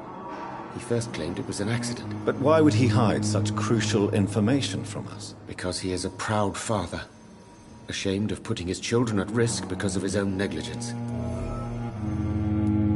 This personal involvement could also appear to be a lack of impartiality. You must know that a good surgeon must remain neutral. I agree. But that does not excuse Dr. Ackroyd's behavior. A man who did not even take time to converse with his patient. Do you think keeping his distance was a mistake? All I know is that I'm taking care of human beings with desires, hopes, and fears. Not some biological machine comprised of blood, bones, and flesh.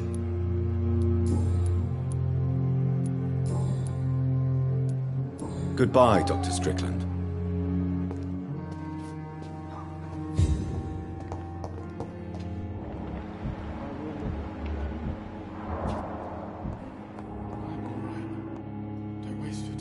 Good evening, Mr. Fiddick. Good evening, Dr. Reed. Any news about my operation? Tell me about your injury, Harvey. Why do you feel so guilty about it? My wife died because of me. And now I may lose everything because I've been careless enough to hurt myself. What an arsehole. How could your job be responsible for your wife's death? I was working a double. She went out to bring me a hot meal and got caught in a German bomb raid. You can't hold yourself responsible for your injury, Mr. Fiddick. Unless you tried to hurt yourself. Of course I didn't hurt myself. But I can't work until my arm is fixed. My children need to eat, Doctor. Tell me more about the death of your wife, Harvey. 1915. I was in the army. Building workshops for the Royal Flying Corps. Helen was happy I wasn't sent to the front. What happened? The Germans sent Zeppelins to bomb the construction site, but they missed their target. My wife was bringing my dinner when the bombs fell.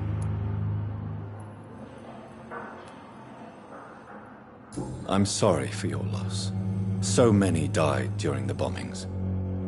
I served in France and witnessed the carnage there. I would like to say that she didn't suffer. Truth is, I have no idea. I just know that I'm all that me kids have. Poor little bleeders. How are your children after losing their mother? They were smaller then. The only good thing about this is my Helen didn't bring them with her that night.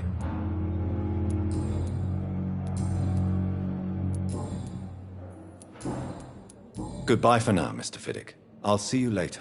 My sweet girl. Reads me like a book. We may lack the resources, but we have some of the most brilliant minds in London at Pembroke.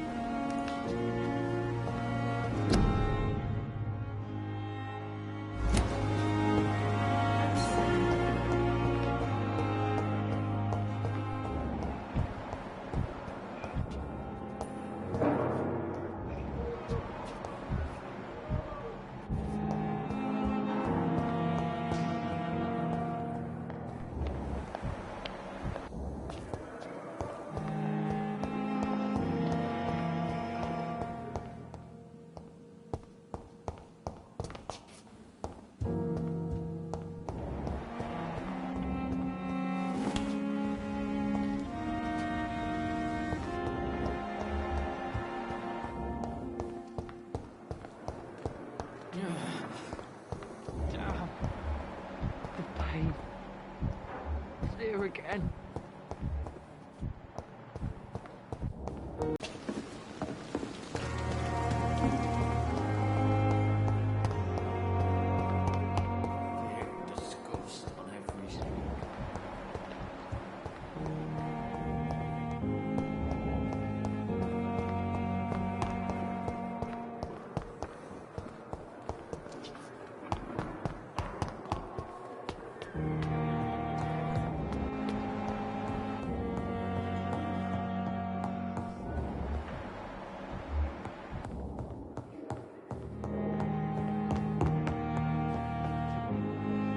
Not now.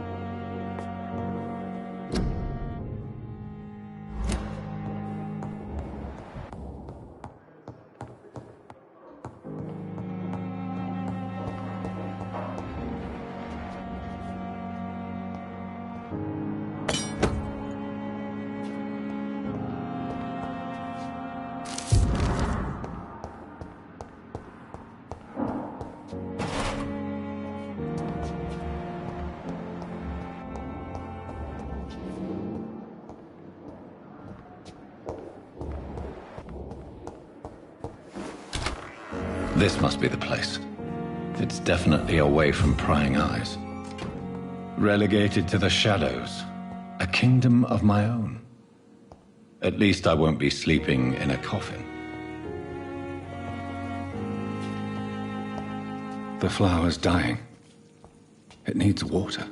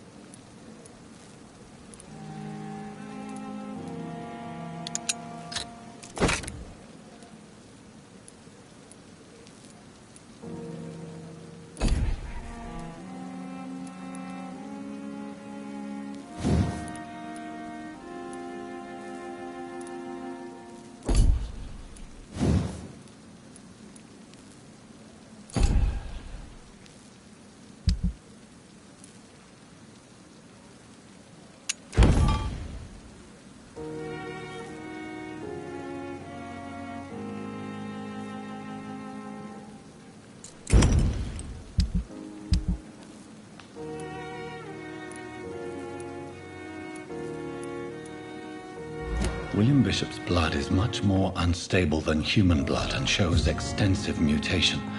But this is not what happened to me. I must keep on searching. The sun is about to rise. I can feel it. I'll continue tomorrow night. I have so much time now.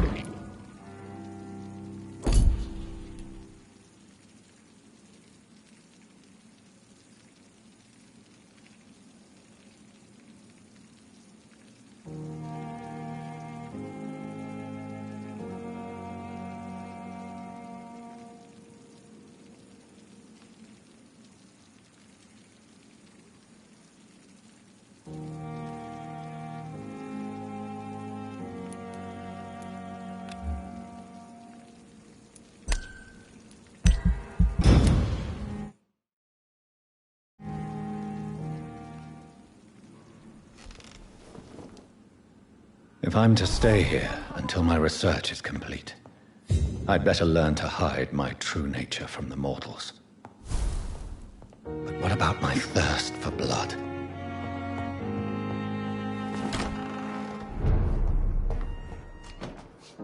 Yes, Nurse Crane? How can I help you? I'm so sorry. I know Dr. Swansea wanted you to rest, but we have somewhat of a crisis. A crisis, you say? Our supply of antiseptics is nearly depleted.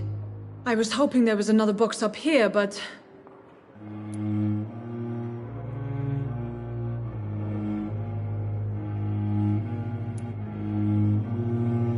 What type of hospital are you running? No antiseptics? You have been away too long, Doctor. With the war and now this epidemic, supplies have been running scarce for months now. I may have a solution. In France, during the war, drugs shortage was a daily problem, and we had to use our wits to overcome the shortages. However do you mean? If combined correctly, certain household chemical products can be used in a pinch instead. Now, where's the hospital storeroom? The storeroom? Fat chance. This is the Pembroke, and space is luxury we don't have. Everything used to be stored in the old morgue. Perhaps I should look there first. Where is this morgue? It's the large building behind the hospital. You'll need to go in the back door because it's been sealed off for sanitary reasons. Take this key. It opens a small back entrance at the end of a narrow street. The abandoned morgue behind the hospital. A small door at the end of a narrow street. On my way then. Thank you, nurse.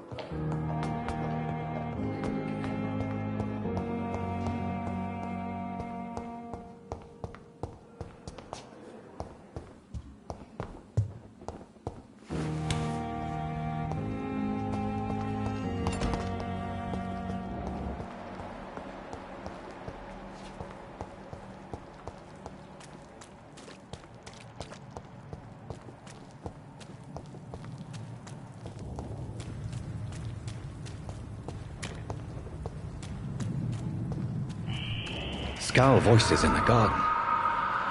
I should investigate. If they were to find somebody...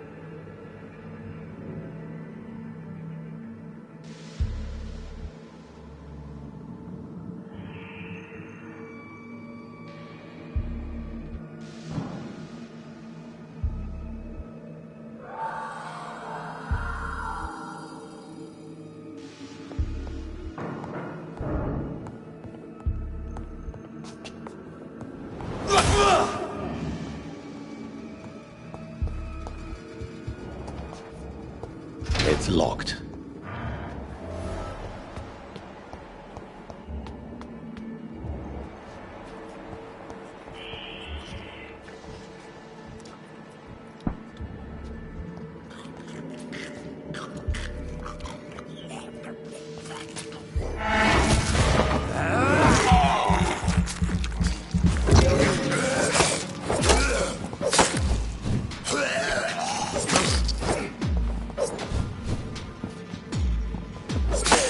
Behavior is similar to the infected William Bishop.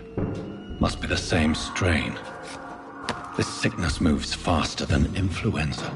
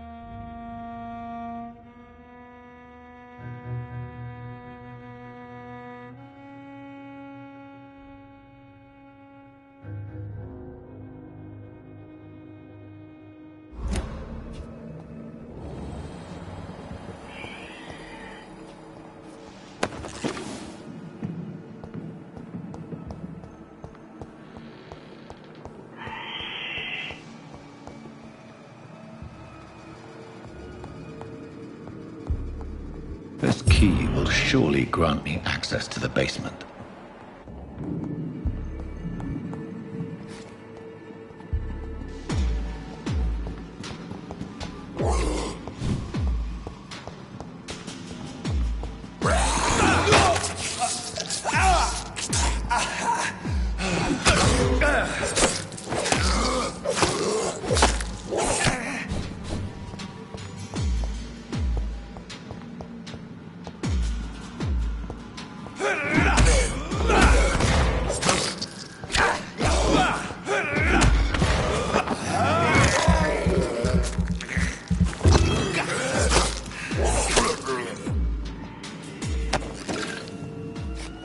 It's locked, all right.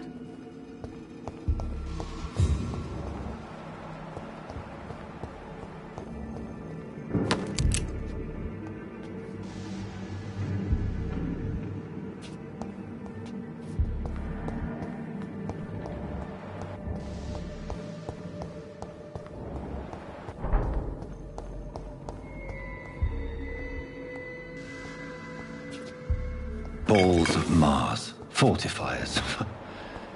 As popular as they are ineffective. But they do contain iron tartrate, and that might prove itself useful.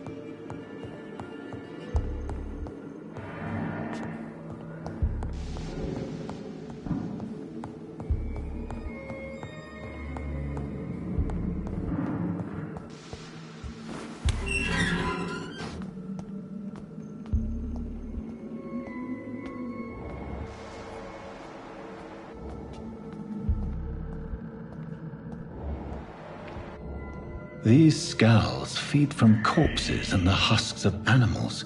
They're not after life.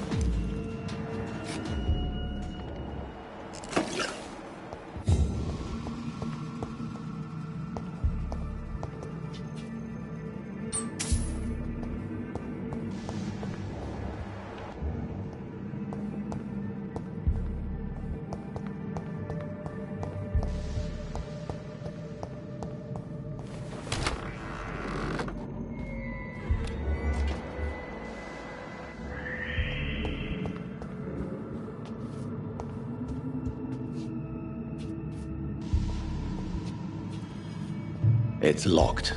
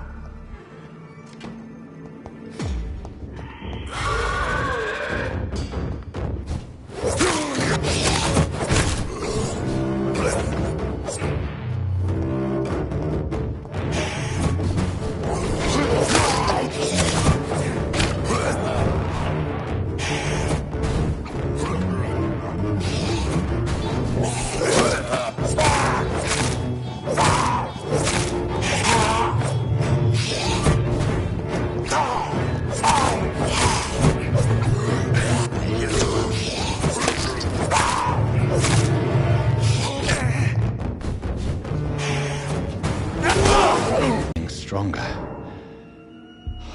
To drink blood is so tempting. Sodium hypochlorite. Dangerous to administer, but efficient in the proper dosage.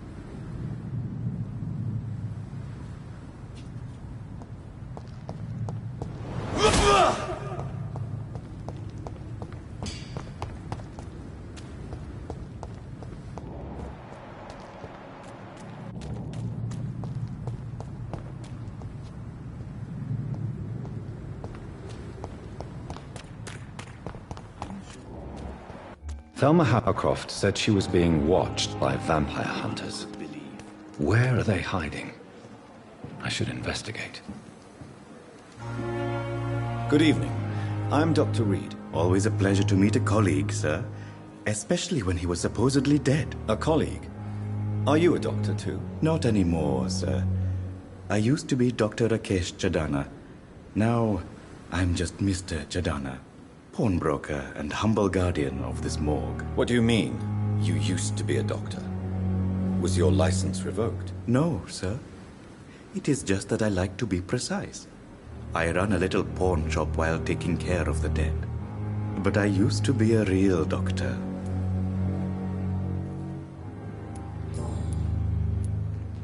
Are you afraid or uneasy being surrounded by so many corpses? Why should I? These bodies are empty vessels. Flesh left to decay. Poof. No soul anymore. All gone. An interesting point of view. And quite an exotic one, too. Most people fear, or at least have a respect, for dead flesh. Sir, as a medic during the war, I learned to face my death and the death of others. It's the pain we have to tame, not death itself.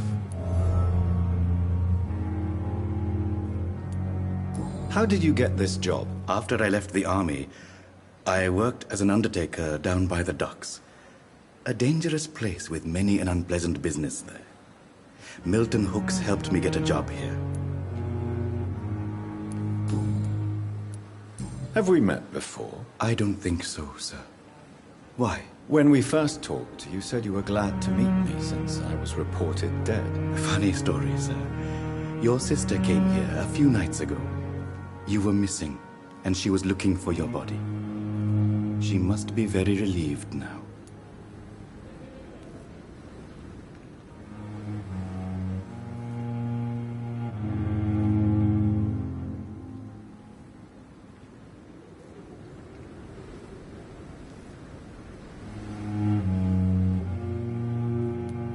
Do you work here alone? Yes, very easy work, sir.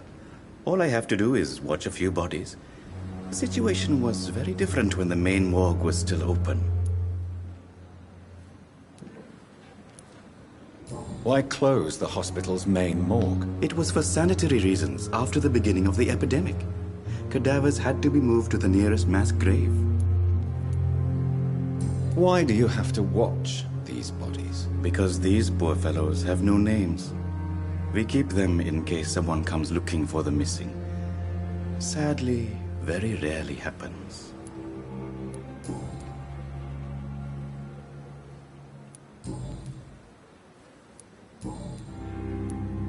A pawnbroker? I expect you get all types of people here. Yes, sir. All kind of people. For I sell all kind of goods. What kind of goods? With the quarantine, it's not always easy to buy things. So I trade. I exchange. Some people sell, some others buy. I like to help. Who comes here to trade with you? It's very unhygienic, even unsafe. Diseases can spread. For the customers, for the hospital. I'm very cautious, sir. I've been a doctor, remember? And all my clients are good people. In fact, I think I only know good people. Since you're not afraid of dying, do you believe in life after death, Rakesh? No. I believe we must do all the good we can while alive. For our time is short, and the obstacles are endless. Do you think you would enjoy immortality as a concept? I don't think so. Don't mistake me. I love life, and I'd like to live a long life. But everything has to decay, sir. Even goodwill.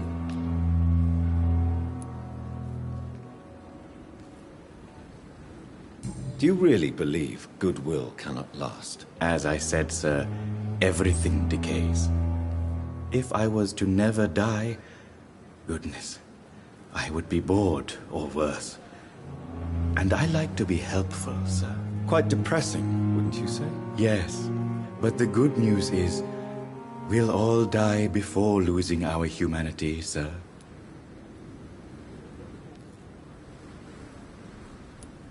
So you're ready to die? No, I am not. I don't fear death, for I won't see it. What troubles me is the pain my death will inflict to those I know. You're a wise man, Mr. Chidana. No, Dr. Reed. I am a foolish man. But I like to think otherwise.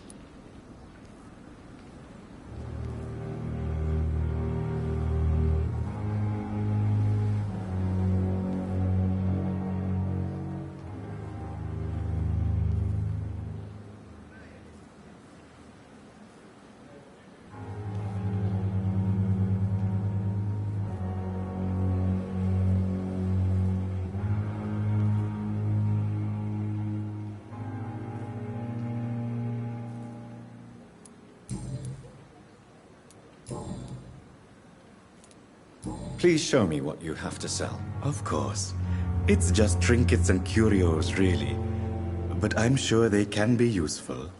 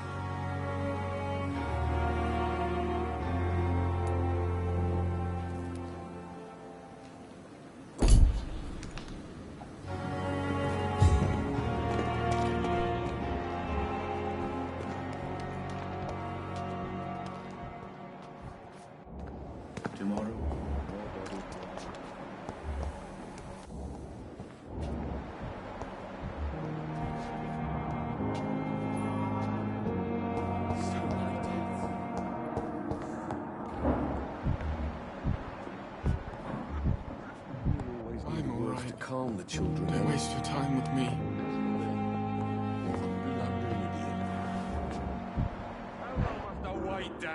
Good evening, madam. Can I help you? It's my son who needs you, sir. Check on him, please, Dr. Reed.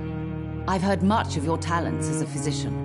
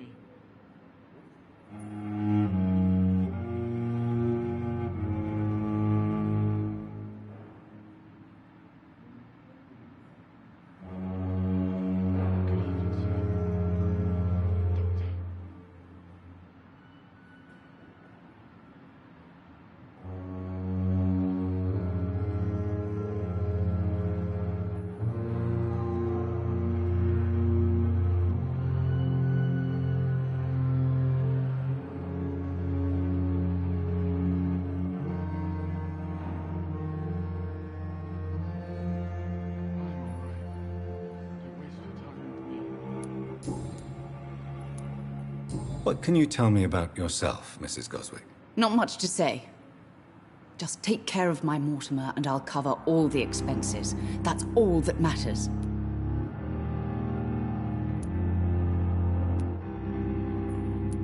Are you really that rich? Most of the patients here are of a more humble origin, if I may say so. Yes, thanks to my husband. May he rest in peace. I can cover any needed medical expenses.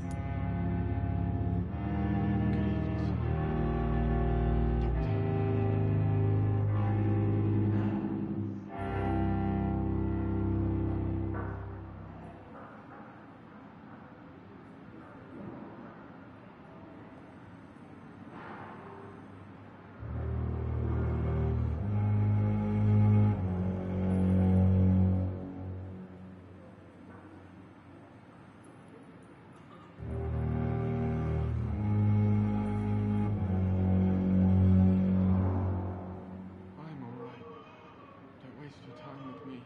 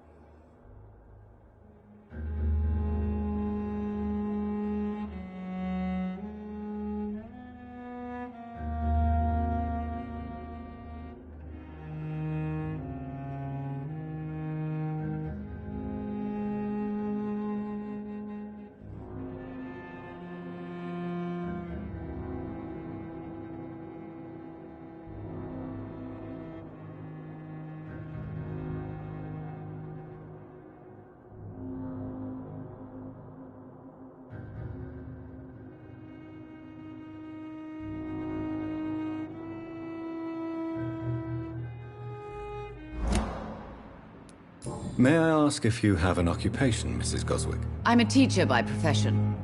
I teach young women who are more ambitious about their futures than their families.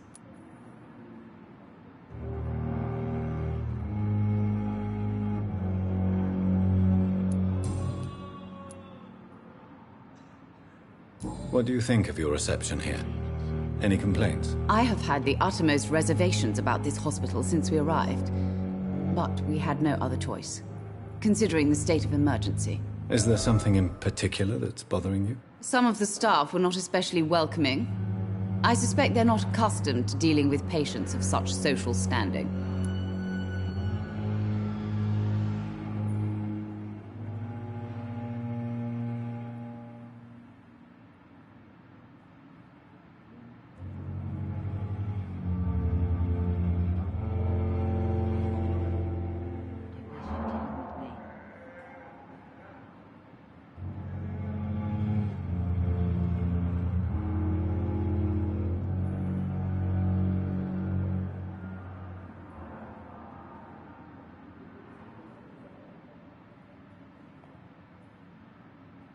Good evening, sir.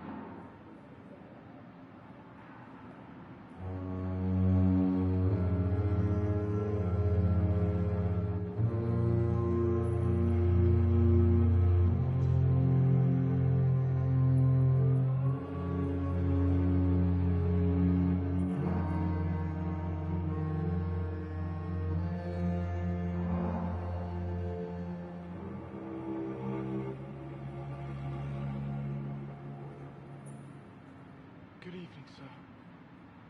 Doctor.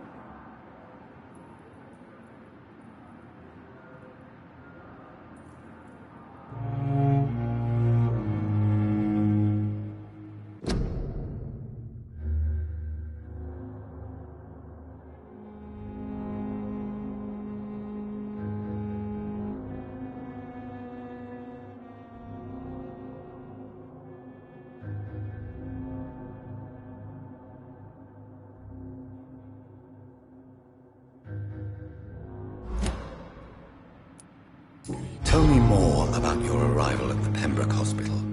What gave you such a bad first impression? The ambulance driver was quite rude, for a start. And that nurse, Miss Hawkins, seems to have quite a dubious attitude. What do you mean? She managed to secure a bed for my son despite the epidemic. It was a relief, but it wasn't cheap.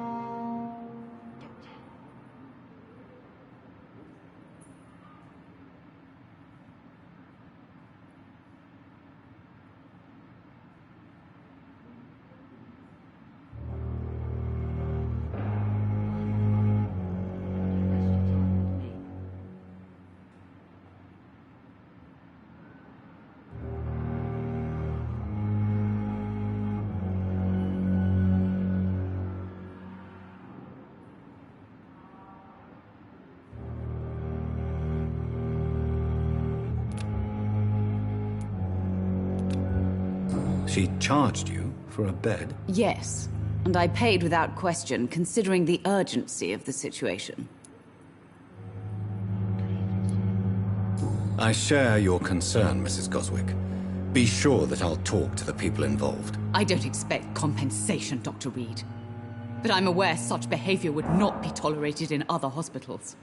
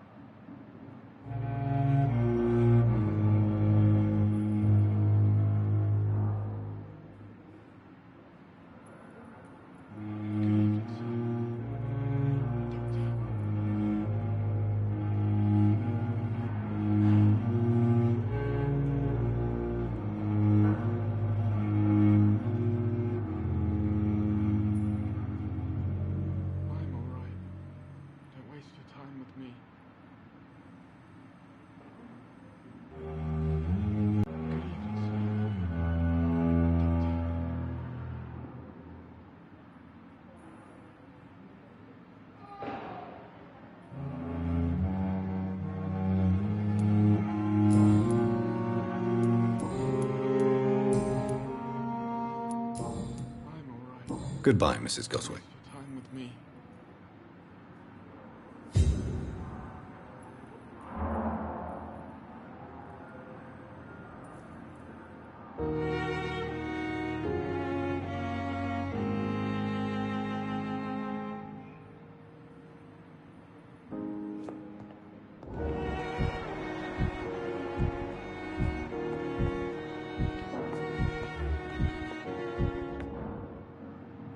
Good evening. I'm Dr. Reed. Can I help at all? No. Really? Why are you here, then? I don't want to talk. My throat hurts too much. I suppose that this pain is the reason you're here. Is someone taking care of you? Yes. And no. Could you at least tell me your name, sir? Mortimer. Mortimer Goswick.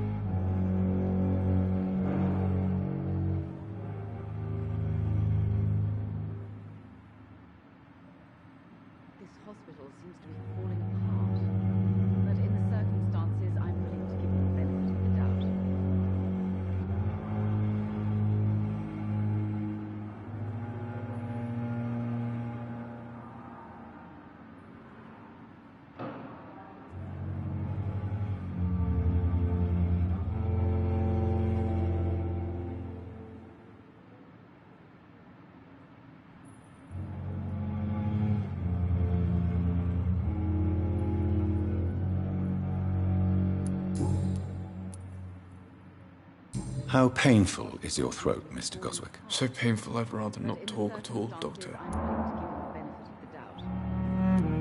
I'm sure you realize a doctor and his patient have to communicate, sir. Would it help if I gave you some paper and a pen? Not really. I see. Then maybe it's not just your throat that hurts, Mr. Goswick. Perhaps your sore throat is just the consequence of something more hurtful. Yes, maybe. But I don't want to talk or even write about it now. This hospital seems to be falling apart. But in the circumstances, I'm willing to give you the benefit of the doubt.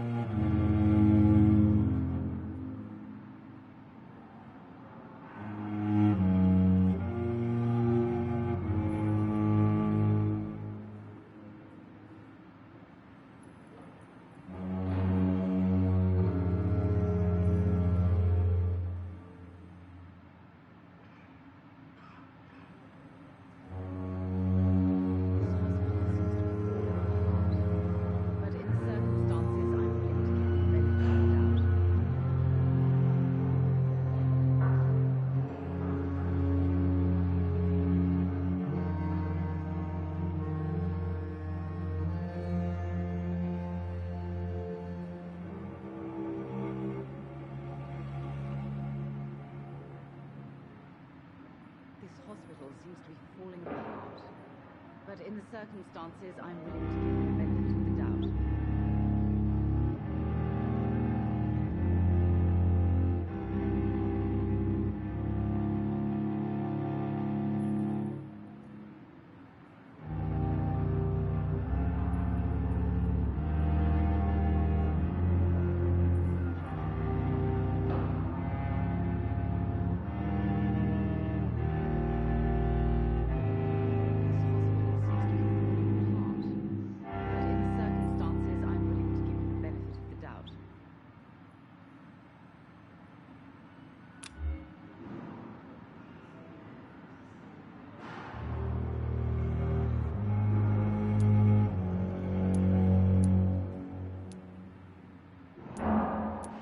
How painful is your throat, Mr. Goswick? So painful I'd rather not talk at all, Doctor. But in the circumstances, I'm willing to give you the benefit of the doubt. How painful is your throat, Mr. Goswick? So painful I'd rather not talk at all, Doctor. I'll let you get some rest, then. Good evening, sir. Doctor.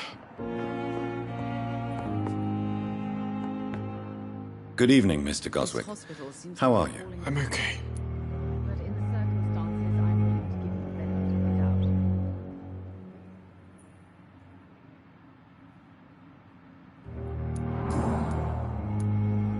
doubt. Why did your mother have you hospitalized here? She seems convinced this is a bad hospital. My mother just wants the best for me. She won't rest while I'm here. She'd go all the way to hell and back to help me.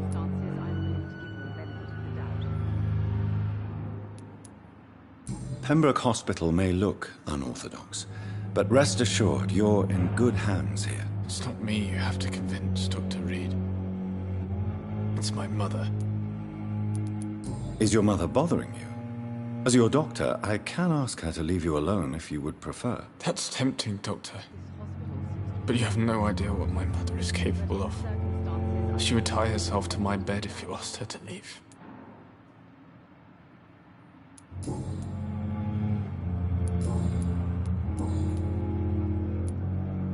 Tell me about yourself, Mr. Goswick. I don't want to talk, Doctor.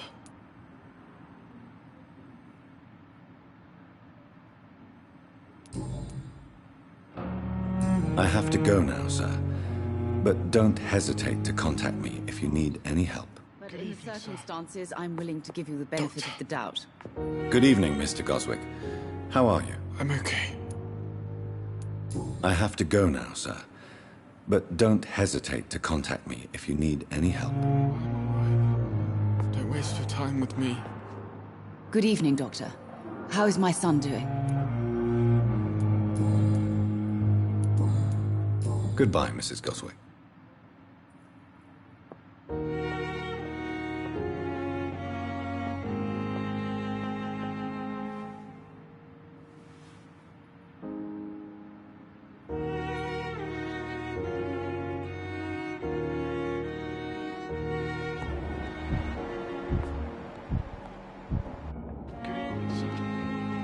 Yes, Doctor? You always knew the words to calm the children. Please, could you point me in the direction of the morgue again? It's the large boarded-up building behind the hospital. You can't miss it. The key I gave you will open the small back door to it. Why then do you always work the nights? Don't you ever sleep? At the Pembroke, we're always hands on deck.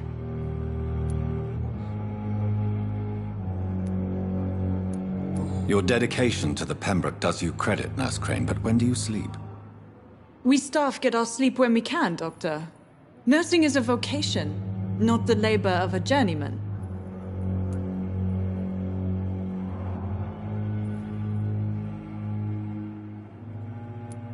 Lack of sleep and the medical profession always ends in disaster. I've witnessed many a colleague succumb to stimulants to fight exhaustion. Drugs were as deadly as bullets in the trenches. London's trenches start here at Pembroke Hospital.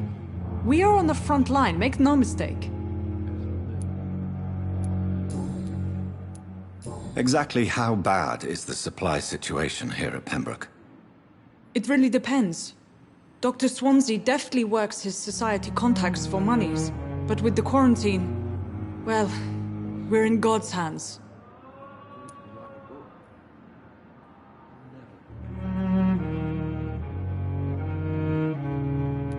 That's all for now, Nurse Crane, thank you.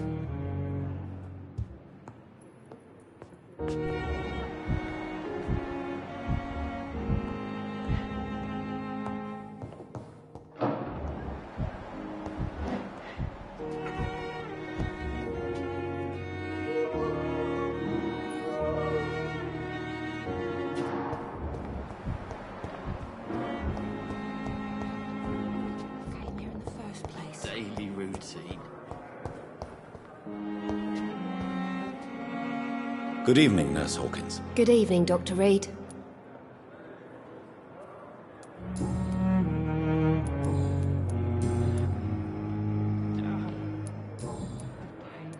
Goodbye, Nurse Hawkins.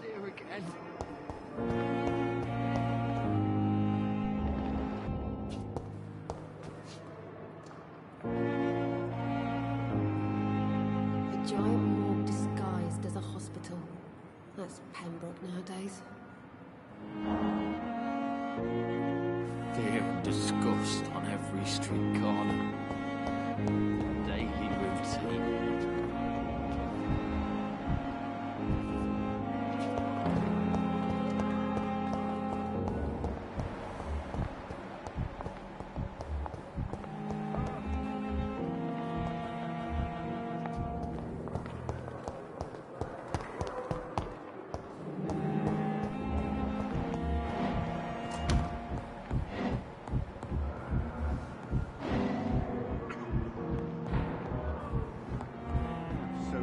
I will not let you down, my boy.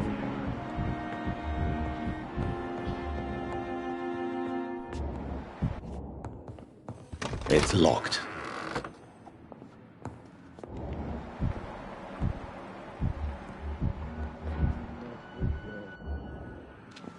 Like a book. Never could keep it up.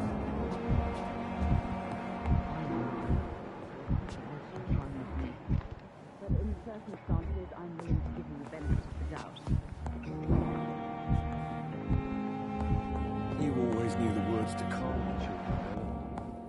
As for me, blundering idiot.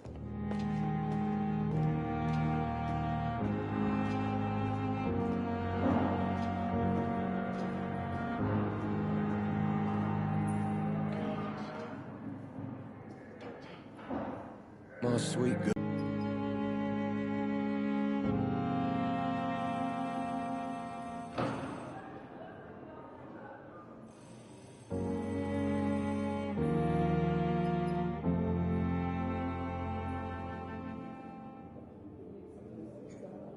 I will not let you down, my boy.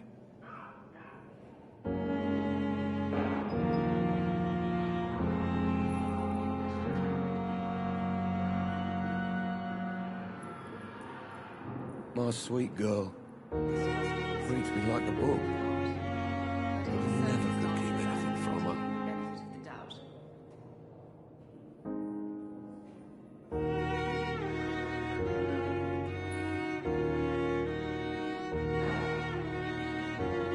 always knew the words to calm the children, Helen. As for me, what a blundering idiot.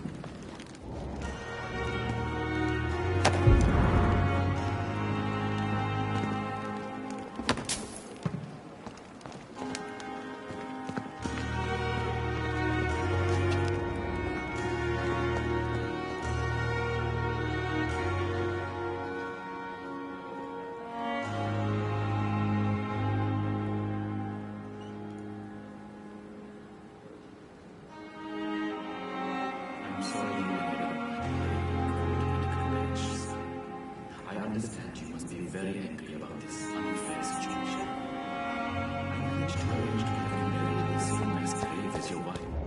I hope that may help.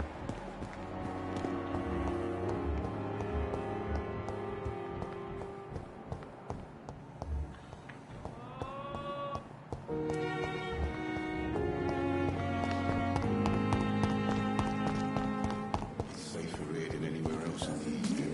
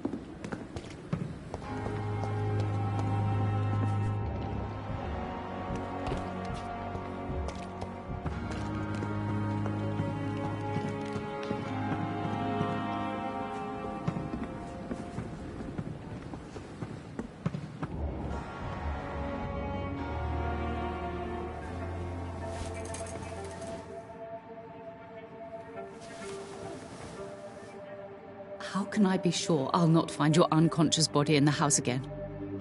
I promise you, you'll not find my unconscious body. For God's sake, how can you say such a thing? How can you refuse to listen? I tried to warn you for so long. No, I won't let my only son die. You promised me you'll stay alive. Your son lied to you, like the whole world lies to us.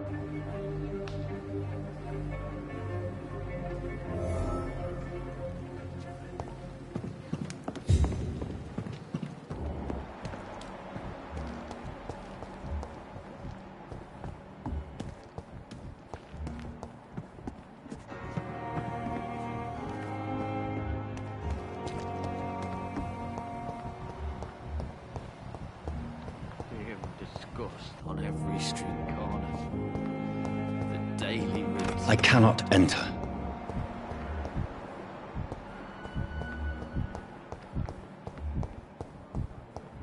I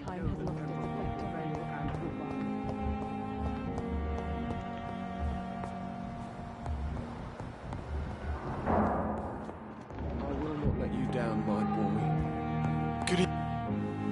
Good evening, Mr. Goswick. How are you? I'm okay. But in the circumstances, I'm willing to give you the benefit of the doubt.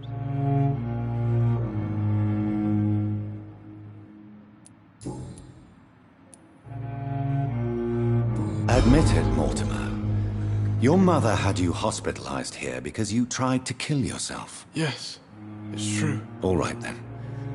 This is the first time we've really shared information about your case.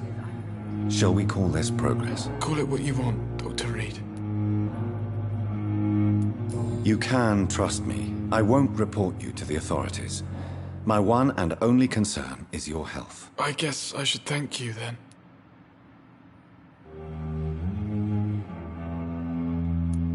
Can I help you in any way, Mr. Goswick? I wrote a letter for my mother. She was supposed to read it after my death. But I suppose she doesn't have to read it now. I see. And is this letter still near the place where you tried to take your own life? Yes. And I don't want anyone reading my last words. I mean, I'm still here. If you bring me back that letter, then perhaps we'll talk.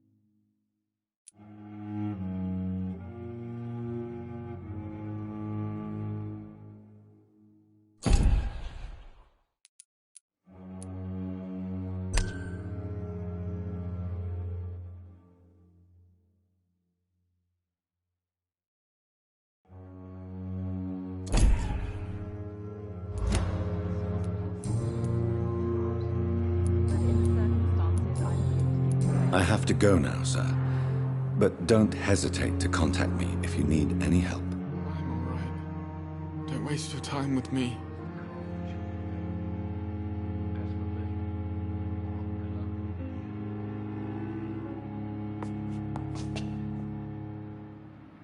Good evening, Doctor.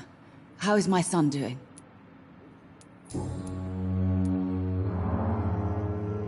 Your son wished to die, Beatrice.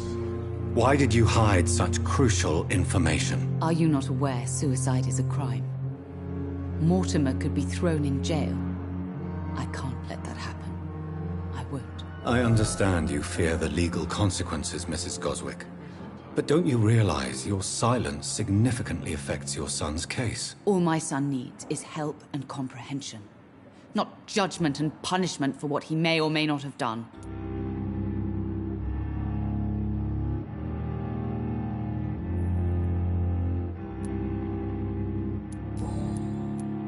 Goodbye, Mrs. Goswick.